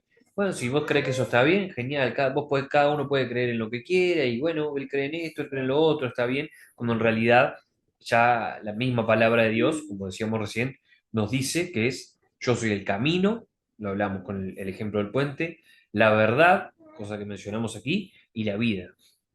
No una opción de, sino la fuente. Entonces, es mucho más que una enclenque y subjetiva opinión personal con origen humano, la verdad. La misericordia, palabra que podemos dividir en dos, en su etimología es misere, que es compadecerse, y cor viene de corazón en el latín, o sea, es en criollo traspasar mi propio interés y descender, nunca más mejor hablado que descender de parte de Dios a la condición de su pueblo, a esa condición de miseria del otro. Les recomiendo leer Proverbios capítulo 9, versículo 10, que de hecho yo lo voy a leer ahora. Es de los poquitos que le voy a leer ahora y de los tantos que vamos a recomendar que usted lea para profundizar en este estudio. 9:10. Dice así, el temor de Jehová es el principio de la sabiduría y el conocimiento del Santísimo es la inteligencia. ¿De quién está hablando aquí? De Dios. Si usted quiere sabiduría, quiere acercarse a la verdad, lea la palabra y apéguese a su Dios. Voy a hacer un comentario de Spurgeon, que es alguien que hemos mencionado y que hemos citado en gran cantidad de ocasiones aquí en el estudio de los profetas, un gran maestro de la palabra y escritor, que dice lo siguiente: el estudio apropiado de los elegidos de Dios es Dios. El hombre de por sí se centra en el estudio de las cosas del hombre. Los hijos de Dios, los elegidos de Dios, tenemos que centrarnos en el estudio de Dios, su divinidad, el pináculo de la ciencia, la especulación y filosofía más elevadas. Es la persona, obra, nombre y naturaleza del gran Dios, nuestro Padre. Ahí es donde el cristiano debe centrar toda su energía de estudio en lo que es la palabra de Dios y conocer a este Dios que necesitaríamos quizás 100 vidas para poder conocerle en una pequeña porción de todo lo que implica su naturaleza. Más aquí en su palabra y a través de la iluminación del Espíritu Santo, cuando uno se mete en la palabra, ora y tiene esa comunión con Dios y vive en esa santidad que Dios requiere, uno puede ir avanzando en ese conocer a Dios. Lo invito a hacerlo para poder acercarse a esta verdad que mencionábamos y que el pueblo de Israel tenía bastante entenebrecido su concepto acerca de esto. Vemos entonces que ante la ausencia del temor de Jehová, el cual viene de permanecer en su palabra, en oración y comunión con él, surge la iniquidad y toma el control la naturaleza desviada y egoísta del hombre. Recuerden, no recuerdo si fue en Miqueas, creo que fue en Miqueas, si no fue por allá por Jonás, habíamos definido de dónde venía, de dónde provenía el término iniquidad. Viene de nomos, sin ley, a lo que podemos relacionar directamente con la anarquía, en este caso una anarquía respecto a la divinidad. Es decir, hoy en día escuchamos frases como vivamos el hoy, haz lo que sientas, si para vos está bien, genial, dale para adelante, haz lo que tu voluntad te diga, algo que citábamos de Aleister Crowley, que lo vimos en el estudio de los profetas, marca tu camino, tú eres tu Dios, y esas filosofías baratas que se promueven de que uno tiene el poder, etcétera, ¿sí? Nada más lejano a la verdad, cosa de lo que estamos hablando. Entonces, si usted quiere conocer la verdad, si usted quiere hallar la senda hacia la plenitud de su vida, lea la palabra de Dios, ponga hincapié en eso, pida iluminación al Espíritu Santo, porque ya fue revelada esta palabra. O sea, lo único que usted tiene que hacer es meditar en ella, estar en oración con el Padre, en comunión con Él, aceptarle a su Hijo Jesucristo como su Salvador, y el resto es cuestión de tiempo y el obrar del Espíritu Santo si le dejamos. Le recomiendo que sea dócil y no una novilla indómita, como leíamos recién. Vemos en el versículo 3, ¿sí? Antes de entrar al versículo 3 les voy a hacer un comentario. No sé si conocen el término antropocentrismo. Si no lo conocen, antropo viene de lo que es el hombre y centrismo, de centrarse. Tiene al hombre como centro del universo, el ombligo del universo, como le dicen. Y en ese antropocentrismo es que Dios pierde lugar, pierde relevancia hasta quedar anulado prácticamente. No sé si fue el caso de la gente del pueblo de Israel, creo que no, porque ya tenían instaurado a Jehová en su diario vivir y tras las generaciones pasadas, pero puede que se haya vuelto una tradición y perdido el genuino sentido que tiene Dios en el pueblo. No es simplemente un Dios, una religión, sino que es un Dios vivo, es una persona con la cual uno debe tener comunicación, comunión, para poder vivir en la plenitud que recién mencionábamos. Yo les voy a compartir ahora, para que vean en el video, una imagen, ¿sí? Esto lo vimos en el discipulado, cuando vimos los 3 tipos de creyentes que hay, los 3 tipos de personas, ¿sí? Y usted va a poder ver que está el trono, en cuanto a importancia, y en el trono está una E, que es el ego, es la persona, es el hombre, ¿sí? Y es la persona regida por lo que mencionábamos recién, lo que a su criterio está bien y está mal. Y en eso se basa para obrar y no en la ley de Dios, al cual podemos ver por fuera. Si usted ve en el círculo que englobaría lo que es la vida de la persona, la cruz está por fuera. Bien, le recomiendo no ser este tipo de personas. El versículo 3 lo podemos resumir y centrar en el siguiente mensaje. Satanás nos vende una falsa y aparentemente dulce idea de lo que es la libertad, algo que podemos ver hoy en día súper apoyado, como es la ideología de género, si usted quiere, céntrese en sus negocios, avance, llénese de dinero y usted encontrará la felicidad. Eso es lo que nos venden. Cuantas más mujeres puedas estar, mejor.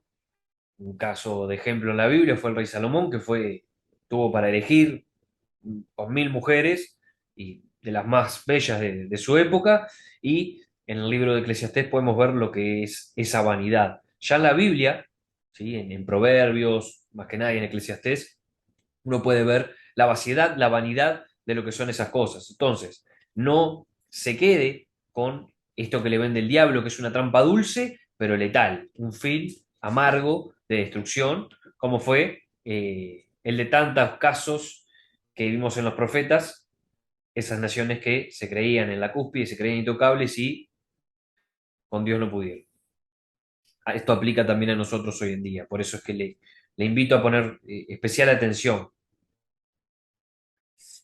Habíamos entonces pasado al versículo 4 ahora, en el cual el pueblo contendería con los sacerdotes, en dicho desenfreno en el que vivían, yendo en contra a lo dictaminado, por ejemplo, en Deuteronomio 17, versículos 9 al 12, en el cual Dios marca al pueblo, les da como instrucción que ellos tenían que seguir lo que Dios impartía a través de sus consagrados, que eran en este caso los levitas, las personas que estaban en el servicio. Si aplica hoy en día es las personas que Dios usa para compartir la palabra, el pastor, el ministro, etcétera, como quiera llamarle, el líder.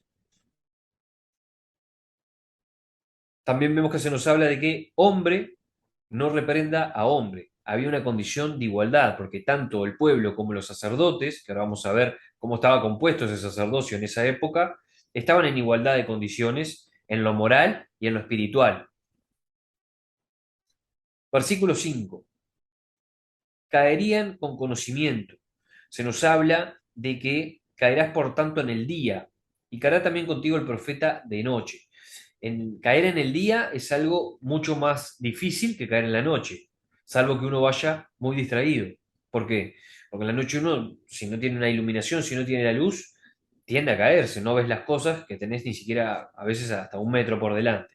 ¿Sí? Sin embargo, en el día tenemos la luz del sol y es más fácil poder elegir un camino en el cual uno no se caiga. Acá se nos habla de que esta gente iba a caer en el día, es decir, podemos ver una imagen en la cual ellos tenían el conocimiento al alcance, tenían la palabra de Dios, tenían el camino correcto el cual podían seguir, sin embargo, en su torpeza, en su falta de conocimiento, como leímos en el versículo 6 y el que sigue ahora, iban a caer.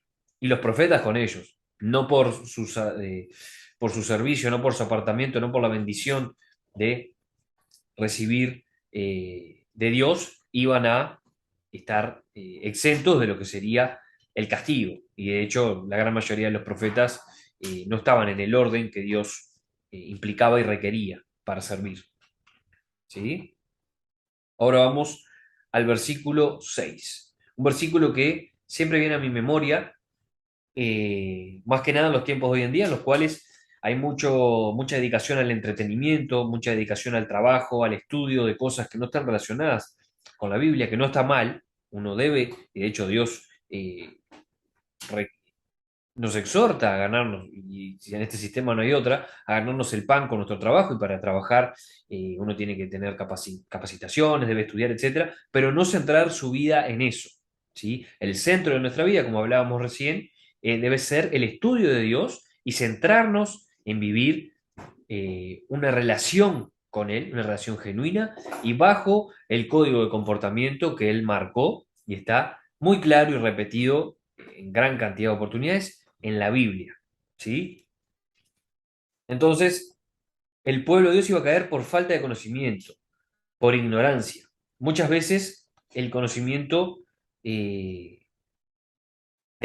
muchas veces somos ignorantes, incluso somos conscientes de nuestra ignorancia, pero no hacemos nada al respecto para cambiarla. Y creo que esta es un poco la situación del pueblo de Israel en esa época.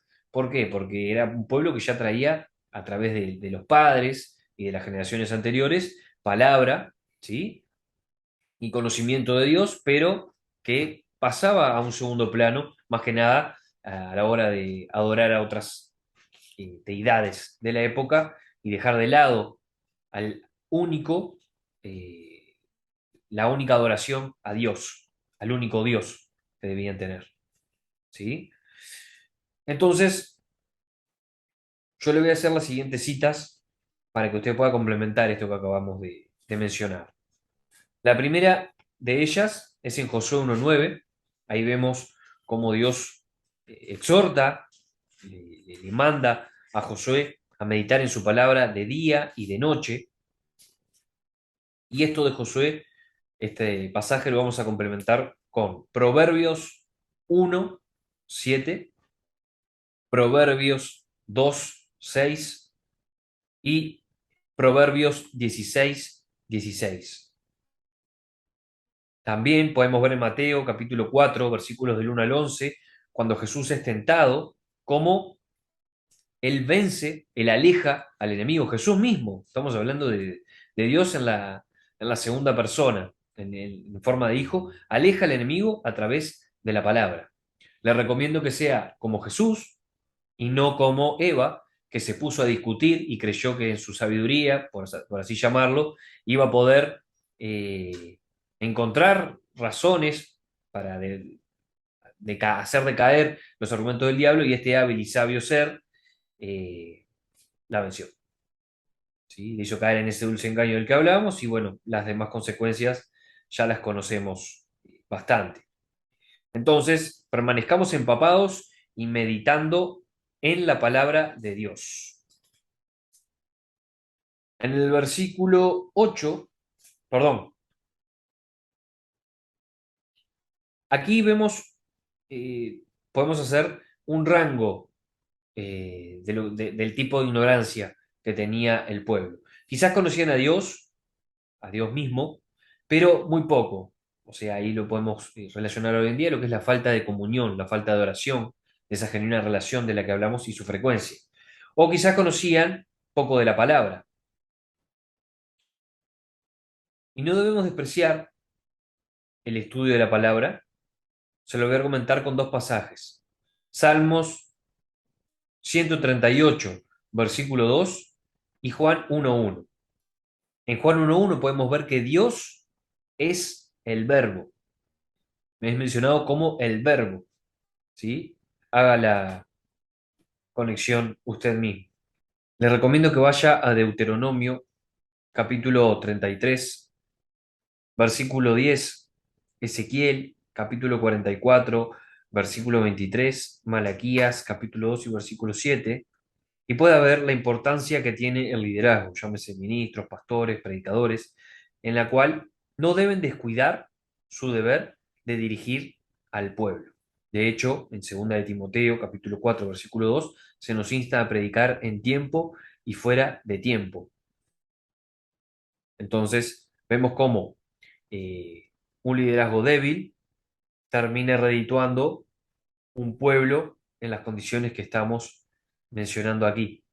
Por eso es tan vital que las personas que están al frente no solo cuiden su comunión con Dios, sino que también procuren ser ejemplo vivo para con los demás. Se habla en el versículo 6 al final de que Dios dice: me olvidaré de tus hijos.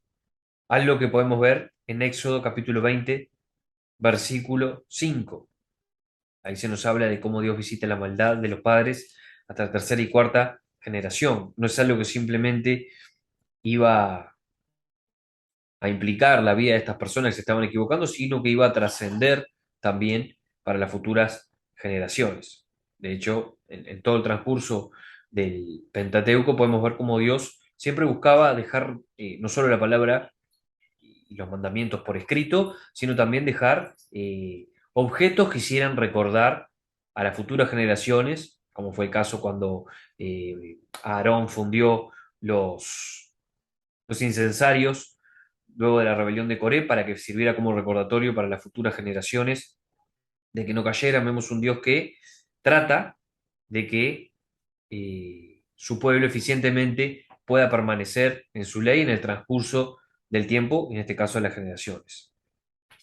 Es importante que los sacerdotes estén en genuina comunión con Dios y en el ejemplo porque ellos representan a Dios para con el pueblo. Para el versículo 6, me gustaría que usted vaya a complementarlo con Romanos capítulo 1, versículo 24. Haga la conexión con ese pasaje. Y ahora pasando al versículo 7, me gustaría que también lo conectara con Romanos capítulo 1, versículo 23. Vemos aquí cómo la bendición y la grandeza conllevan grandes responsabilidades y también grandes oportunidades para pecar. Si usted va ahí a Lucas capítulo 12, versículo 48, e Isaías capítulo 14, versículos del 2 al 20, podemos ver, en el último, por ejemplo, cómo fue el castigo de Lucifer, el cual fue testigo y querubín grande y protector, como dice Ezequiel 28 del 14 al 19, de Dios. Él vio la creación, él vio el poder de Dios manifestándose a un nivel en el cual nosotros jamás lo hemos visto y seguramente no lo veamos en, en este mundo, ¿sí? Por lo cual su castigo fue de condena sin vuelta. Entonces, si usted tiene un papel importante, un papel de servicio de Dios y tiene bajo su responsabilidad la vida espiritual de personas, no descuide la suya y va a tener que dar cuentas a futuro acerca de cómo usted se desempeñó en esta tarea. No lo descuide. Sea una oveja o sean millones. En el versículo 9 se nos habla de promesas de juicio. Vemos un sacerdocio corrompido y apartado del diseño de Dios. Según Primera de Reyes, capítulo 12, versículo 31, podemos ver cómo Jeroboam nombró sacerdotes dentro del pueblo, escapando el mandamiento, avasallando el mandamiento de Dios, el cual consagraba para su servicio solamente a los levitas. La elección de los levitas de parte de Dios es algo que usted puede ver detallado en Deuteronomio capítulo 10, versículo 8, como lo mencionábamos recién. Entonces los sacerdotes, por tanto, tenían muchos malos hábitos del pueblo, ya que eran personas escogidas del pueblo al azar, no con el orden de Dios, y no predicaban con el ejemplo. Entonces, aquí es donde nosotros tenemos que poner especial hincapié, sobre todo si estamos sirviendo, de ser ejemplo a esas personas y día a día tratar de parecernos más a Cristo, dejando el viejo hombre de lado. Le hago una especial recomendación de que lea Primera de Timoteo, capítulo 4, versículo 12, en la cual se nos exhorta a ser ejemplo para con las demás personas, como hijos de Dios, como cristianos, seguidores de Jesús. En el versículo 10 vemos cómo la bendición de Jehová se aparta de ellos, lo que puede complementar con Eclesiastés, capítulo 6, versículo 2. En el versículo 11 se nos habla de adulterio e idolatría. Le recomiendo que lea los siguientes pasajes. Efesios, capítulo 5, versículos 18 y 19. Proverbios, capítulo 31, versículos 3 al 7. Y Romanos, capítulo 1, versículos 21 y 22. Podemos ver en el versículo 12 cómo al no estar en vigilia y alerta de guerra, como se nos invita a estar en Efesios capítulo 6, versículo 12, entendiendo de cuál es el origen de las fuerzas a las que combatimos, con su entendimiento velado, que nos ha empastado en su vida espiritual. Y se le afloja la armadura, algo que podemos ver en Efesios capítulo 6, versículos del 10 al 18. Se nos exhorta a estar con nuestra armadura ceñida, pronta y con la espada, que es la palabra de Dios, pronta y ágil para blandir. Por eso lo podemos conectar con el meditar en la palabra de Dios, ser ágiles en esto. Israel quería agregar otros dioses y adorar a la par que adoraban a Jehová a otras deidades, ni siquiera de dejarla irse. En Apocalipsis 3:16, si hacemos la analogía a los tiempos de hoy, se nos habla de que Dios va a vomitar de su boca a los tibios. Es preferible ser frío, ya que ni siquiera estoy aparentando ser de los calientes, ser cristiano, ¿sí? Volcarme totalmente al mundo si no estoy seguro de lo que estoy haciendo, que ser un tibio y un cristiano dubitativo de doble ánimo. ¿Sí? Eh, Preste especial atención a esto que acabamos de mencionar. Versículo 14. Se nos habla de que se van con rameras. Habíamos hablado en el estudio de los profetas, creo que fue en Miqueas, si no me equivoco, acerca de Ishtar, esta deidad pagana de los asirios, la cual tenía un gran trasfondo en lo sexual, en la sensualidad, la fertilidad, y parte de la adoración, parte de lo que era el servicio a esta diosa, era que mujeres se dedicaran a fornicar en el templo con los hombres que venían a adorar y seguramente con mujeres también. En el versículo 15 podemos titularlo como una advertencia a Judá. Recuerden que estaba Israel en el norte y Judá al sur, un reino dividido. Eso nos habla de Gilgal y Bet Aben. Estos eran los centros de idolatría en Israel. Y ir allí para alguien de Judá era peligroso en cuanto a la influencia espiritual con la cual podía contaminarse. Podemos ver esta referencia a Gilgal y Bet Aben en Amós, capítulo 4, versículo 4, un libro que ya estudiamos. Y le recomiendo que lea 1 Corintios capítulo 15, versículo 33, y preste especial atención a las charlas, las influencias que usted frecuenta y cómo peligran su vida espiritual. Betaben es una tergiversación de Betel. Betel es casa de Dios, Bet-Aben es casa de engaño. Ahí en Primera de Reyes, capítulo 12, versículos 28 y 29, podemos ver la adoración al becerro de oro que se hacía y promovía a través del reinado de Jeroboam. Ya en los últimos versículos, en el 16, se nos habla de un novillo rebelde. Si uno cría a un novillo rebelde en un lugar espacioso, es muy probable, de hecho es un hecho, que se va a perder. Y también vemos en el versículo 17 que se nos habla de Efraín. Efraín es dado a los ídolos. Efraín es una representación de Israel, ya que Efraín era la tribu más numerosa en cuanto a habitantes. Así estaríamos terminando lo que es el capítulo 4 y damos pasaje al capítulo 5 de Oseas que vamos a leer. Castigo de la apostasía de Israel. Sacerdotes, oíd esto, y estad atentos, casa de Israel y casa del rey, escuchad, porque para vosotros es el juicio, pues habéis sido lazo en Mizpa y red tendida sobre Tabor. Y haciendo víctimas han bajado hasta lo profundo, por tanto yo castigaré a todos ellos. Yo conozco a Efraín, e Israel no me es desconocido, porque ahora, oh Efraín, te has prostituido y se ha contaminado Israel. No piensan en convertirse a su Dios, porque espíritu de fornicación está en medio de ellos y no conocen a Jehová.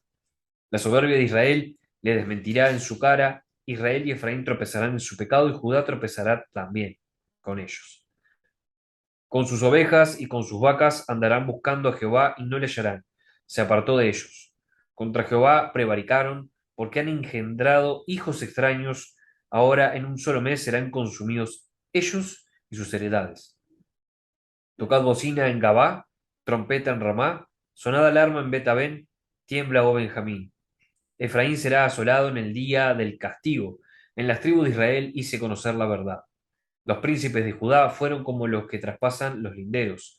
Derramaré sobre ellos como agua mi ira. Efraín es vejado, quebrantado en juicio, porque quiso andar en pos de vanidades. Yo pues seré como polilla a Efraín y como carcoma a la casa de Judá. Y verá Efraín su enfermedad y Judá su llaga. Irá entonces Efraín a Asiria y enviará al rey Jareb, mas él no os podrá sanar, ni os curará la llaga, porque yo seré como león a Efraín y como cachorro de león a la casa de Judá. Yo arrebataré y me iré, tomaré y no habrá quien liberte. Andaré y volveré a mi lugar hasta que reconozcan su pecado y busquen mi rostro. En su angustia me buscarán. Bien, vamos a comenzar con el análisis de este capítulo. Es un poco más breve que el anterior. Vemos cómo en el versículo 1 ya se nos deja ver que los sacerdotes no escaparían al juicio. Versículo 2. No era tanto el tropiezo de Israel en sí lo que molestaba a Dios, sino ese desinterés en el cambio. Dios llamaba a un cambio de dirección, pero Israel lo desatendía. Israel se centraba en seguir por su camino y no en ese genuino arrepentimiento que Dios requiere para poder trabajar con el hombre. Si no hay arrepentimiento, si no hay cambio, no pretendamos que Dios pueda hacer la obra en nosotros. Para comenzar el versículo 4, le recomiendo que lea Efesios 6:12, algo que ya citamos también aquí en este estudio de esta sesión, y es que estemos atentos a la guerra espiritual. Aquí podemos ver que se nos habla de un espíritu de fornicación que está en medio de ellos y eso les impedía conocer a Jehová y convertirse a ellos. ¿Sí? Si uno no está atento en el mundo espiritual a la guerra, en vigilia, en oración, es probable que estos espíritus cada vez ganen más terreno en nuestra vida. Les recomiendo también complementar esto con Segunda de Reyes, capítulo 6, versículos del 8 al 23. El versículo 5 nos deja ver la arrogancia y soberbia de Israel, desechando la instrucción de Dios y su código de comportamiento. Lea Santiago 4, versículo 6. Algo que podemos ver hoy en día. Hoy en día nosotros escuchamos, la Biblia es antigua, ahora tenés que actualizar la mente. Hoy en día los tiempos son otros, ya eso era antes. La Biblia es antigua, la Biblia no es antigua. La palabra de Dios es viva y eficaz. Y es viva y eficaz implica que hoy en día también tiene ese poder y tiene esa relevancia. ¿Sí? Ahí es donde encontramos la verdad. Entonces, no desprecie lo que es la palabra de Dios, lo que es el estudio de la palabra de Dios y meditar en ella, y se centre en escuchar programas que promueven la ideología de género, promueven el centrarse en uno mismo, el egoísmo, en la cual vemos fornicación, vemos adulterio, vemos cosas que nos apartan de la verdad y, como mencionábamos hoy, parecen dulces al principio, pero serán amargas como el ajenjo al final. El versículo 6 nos deja ver que no había arrepentimiento genuino, era superficial. Siempre hablamos de lo que es la metanoia, es ese cambio de dirección de 180 grados. Estoy yendo hacia el norte, pero a un cambio de dirección hacia el sur. Estoy viendo una vida de pecado, desvergonzada, y me centro en cambiar y dejarme ayudar por Dios para cambiar hacia el estilo de vida que Él requiere. Tomémonos en serio a Dios y su palabra. He escuchado en gran oportunidad de veces, sin ir más lejos, hoy, hablando con una persona y contándole acerca de Jesús, él, soy creyente, yo soy muy católico, ¿sí?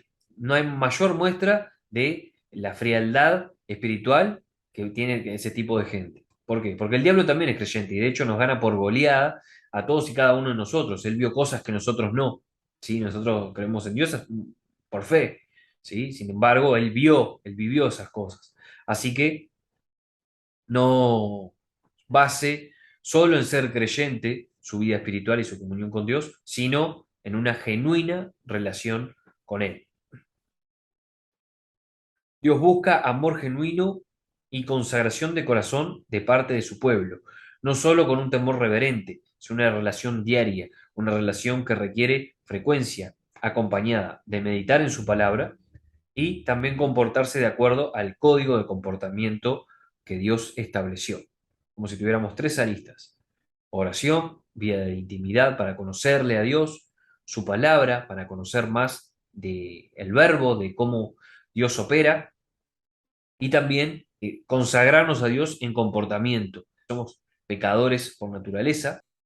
Les recomiendo leer Romanos capítulo 2, versículo 29,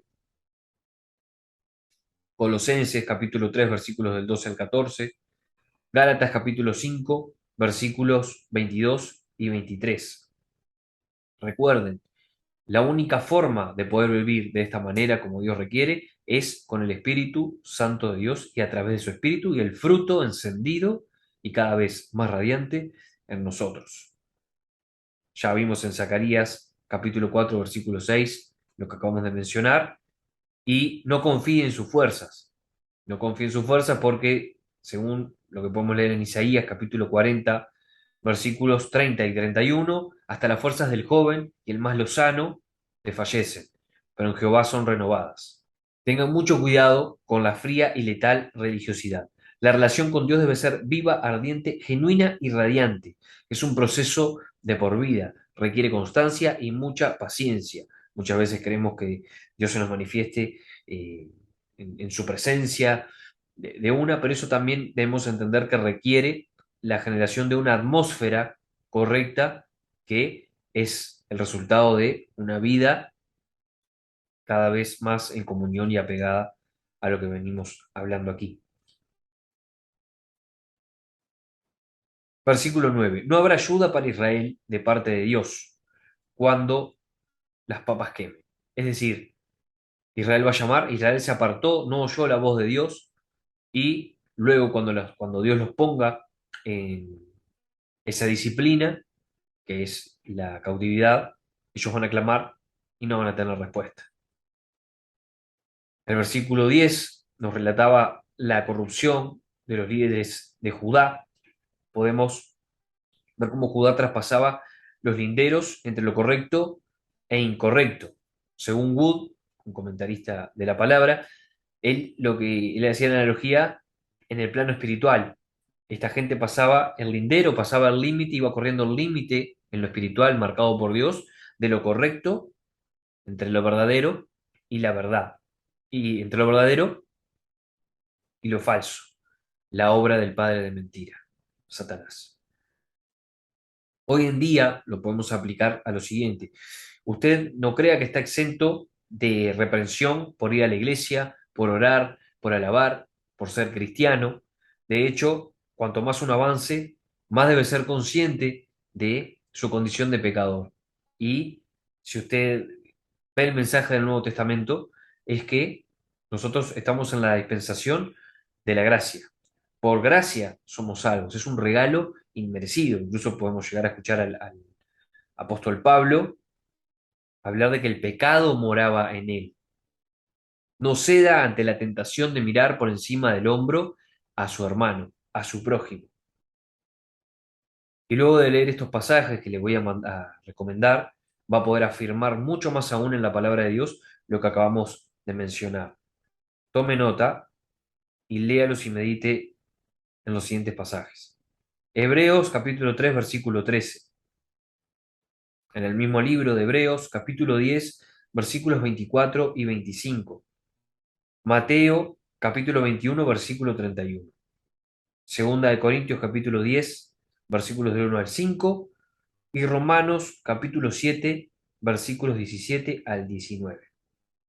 No vivamos según los estándares del hombre, sino los de Dios, con los ojos puestos en Jesús para no naufragar, como le pasó a Pedro, según lo relatado en Mateo, capítulo 14, versículos 22 y 23.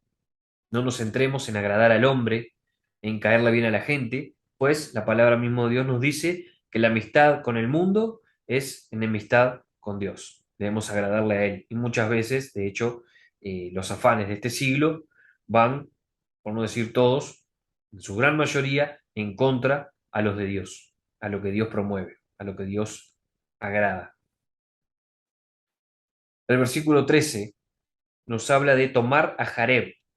Jareb en realidad no era un nombre de un rey asirio, tiene un significado de guerrero. Es un símbolo de lo que sería depositar la confianza en el hombre.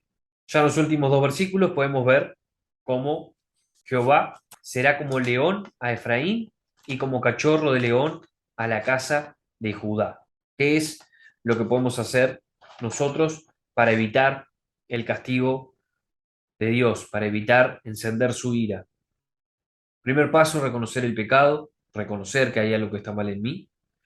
Y segundo, someterme a Dios de la manera correcta y con constancia para que me cambie a través de su Espíritu Santo en el nombre de Jesús. Vamos a pasar al último capítulo, el capítulo 6, que dice de la siguiente manera: Venid y volvamos a Jehová, porque Él arrebató y nos curará hirió y nos vendará. Nos dará vida después de 2 días, en el tercer día nos resucitará, y viviremos delante de él, y conoceremos y proseguiremos en conocer a Jehová, como el alba está dispuesta a su salida, y vendrá a nosotros como la lluvia tardía y temprana a la tierra. ¿Qué haré a ti, Efraín? ¿Qué haré a ti, oh Judá? La piedad vuestra es como nube de la mañana, y como el rocío de la madrugada que se desvanece. Por esta causa los corté por medio de los profetas, con las palabras de mi boca los maté, y tus juicios serán como luz que sale, porque misericordia quiero y no sacrificio, y conocimiento de Dios más que holocaustos. Mas ellos, cual Adán, traspasaron el pacto, allí prevaricaron contra mí. Galaad, ciudad de hacedores de iniquidad, manchada de sangre, y como ladrones que esperan a algún hombre, así una compañía de sacerdotes matan el camino hacia Siquem, así cometieron abominación en la casa de Israel. He visto inmundicia. Allí fornicó Efraín y se contaminó Israel. Para ti también, oh Judá, está preparada una siega, cuando yo haga volver el cautiverio de mi pueblo. Bien, vamos a hacer análisis del capítulo 6. Podemos ver ya en el versículo 1 un corazón correcto de parte de Oseas, orando, buscando el trato de Dios, su respuesta sin resistirse a su corrección. Un corazón que denota humildad, confianza en el amor de Dios, algo que por momentos de desafío, en momentos de trato y de disciplina, a veces se nos nubla, pero siempre debe estar grabado en nuestro corazón el que debemos tener confianza en el amor de Dios. Podemos ver en el versículo 2 que aquí hay algunos destellos de la profecía de la resurrección de Jesús en el tercer día, luego de ser herido y también arrebatado por nosotros. Para el versículo 3 le recomiendo leer Hebreos capítulo 11, versículo 6. Dios responderá al llamado de los que le buscan de corazón genuino, como dice Jeremías 29:13. Se nos habla también de la lluvia temprana y la tardía. Este es un concepto que aplica a la tierra prometida, cuando el pueblo de Dios estaba cautivo en Egipto. Ellos ahí tenían el Nilo y los afluentes del Nilo eran una fuente de agua inagotable, ¿sí? Sin embargo, en la tierra prometida ellos iban a depender para sus cosechas de la lluvia temprana, que involucraba lo que era la siembra, y la lluvia tardía enfocada a la parte de la cosecha. Lluvia que provenía netamente de Dios. En Deuteronomio 11:14 podemos ver la promesa que Dios hace si ellos se apegaban a Él y vivían conforme a Él había mandado. Ellos iban a recibir de su parte la lluvia temprana y la tardía. No es que recibí la lluvia temprana y ya está, no, siempre hay un poco más a alcanzar. No lo limitemos a Dios en las bendiciones que Él nos va a dar, y procuremos estar siempre bajo el derramamiento de su Espíritu Santo. El versículo 4 nos deja ver la piedad de este pueblo, la condición tan vana. Vemos que se desvanecía, ¿sí? Y aquí vemos un poco lo que es el doble ánimo, algo que ataca a los cristianos y que debe ser solucionado cuanto antes para tener un genuino crecimiento y un avanzar constante y notorio en la carrera del cristiano, ¿sí? El doble ánimo es como tratar de hervir una olla con agua y prender el fuego unos segundos y apagarlo. Prender el fuego unos segundos y apagarlo. Es probable que nunca llegue al hervor, ¿sí? Porque podemos comparar con una vida plena en Cristo, llena de su presencia. Para el versículo 6 le voy a hacer dos citas. Mateo capítulo 9, versículo 13. Eso lo podemos ver aquí en las referencias abajo en la palabra, como enseñamos en la última sesión de Malaquías. Y Mateo capítulo 12, versículo 7. Miqueas capítulo 6 y versículo 8 es la última. Y vemos citado por mismo Jesús que no debemos perder el foco ni decantar en la gélida religiosidad. Seamos un sacrificio vivo, como nos exhorta a hacer Romanos 12, 1. Adorémosle a Dios con nuestra vida. El versículo 9 nos hace la comparación de los sacerdotes como ladrones que esperan a algún hombre, y si una compañía de sacerdotes mata en el camino. Y aquí, esto lo podemos hacer una analogía de que los sacerdotes en ejercer torpemente su servicio, no solo robaban, sino que también mataban la oportunidad de ese pueblo de recibir advertencia y de recibir la palabra de Dios, y recibir de Dios como merecían. Algo que aplica hoy en día. Es decir, si uno no sirve de manera diligente, buscando de Dios, lleno de Dios, y se calla muchas veces por no tener la condición espiritual adecuada, o por vergüenza, o por cobardía, el hablar de Dios a la gente puede que sea la única instancia para muchas personas que nos ven en ese momento, y que si no le hablamos de Dios, de Jesús, de lo que es la salvación, a lo que aplica a estos tiempos, esas personas se pierden. Entonces, no pierda oportunidad y predique a tiempo y fuera de tiempo, como le hablábamos hoy, eh, para hablar de la gente. No le robe oportunidades, no mate la oportunidad de la salvación de alguien, como podemos ver aquí. Y en el versículo 11 y último, se nos habla del retorno del remanente del pueblo de Dios de Babilonia. Esto ya lo estudiamos en Ageo, en Zacarías, en Malaquías. Sabemos que el remanente que volvió se instaló plenamente, principalmente en territorio de Judá, en Israel. Acuérdense de la reconstrucción del templo y de la ciudad levantando los muros, ¿sí? Recordar que el norte, luego de la vuelta del remanente, no estaba habitado por el pueblo de Dios. Bueno, aquí estaríamos terminando la sesión de hoy. Llegamos al capítulo 6 de Oseas, casi en la mitad del libro. Vamos a terminar con una oración. Amén. Padre, te damos gracias, Señor, por este tiempo, por todo lo que tú pones a disposición, Señor mío, más allá de los corazones nuestros, para que podamos continuar con la enseñanza, con tu palabra, Señor, con este aprendizaje que para estos tiempos, como siempre comparte Agustín, que puede parecer libros lejanos, pero que aplican a lo que estamos viviendo en estos tiempos, Señor. Te damos gracias por esta casa, por Agustín, por su esmero, por su dedicación, por tu presencia, Señor mío, guiándolo, tu Espíritu Santo en todo momento, en esa búsqueda Amén. sincera y de todo corazón, Padre amado, para instruir e instruirnos. En el nombre poderoso de Jesús, te bendecimos, Señor, tu nombre, y te damos toda la gloria, la honra a ti. Gracias, Amén, Padre, Señor. en el nombre de Jesús.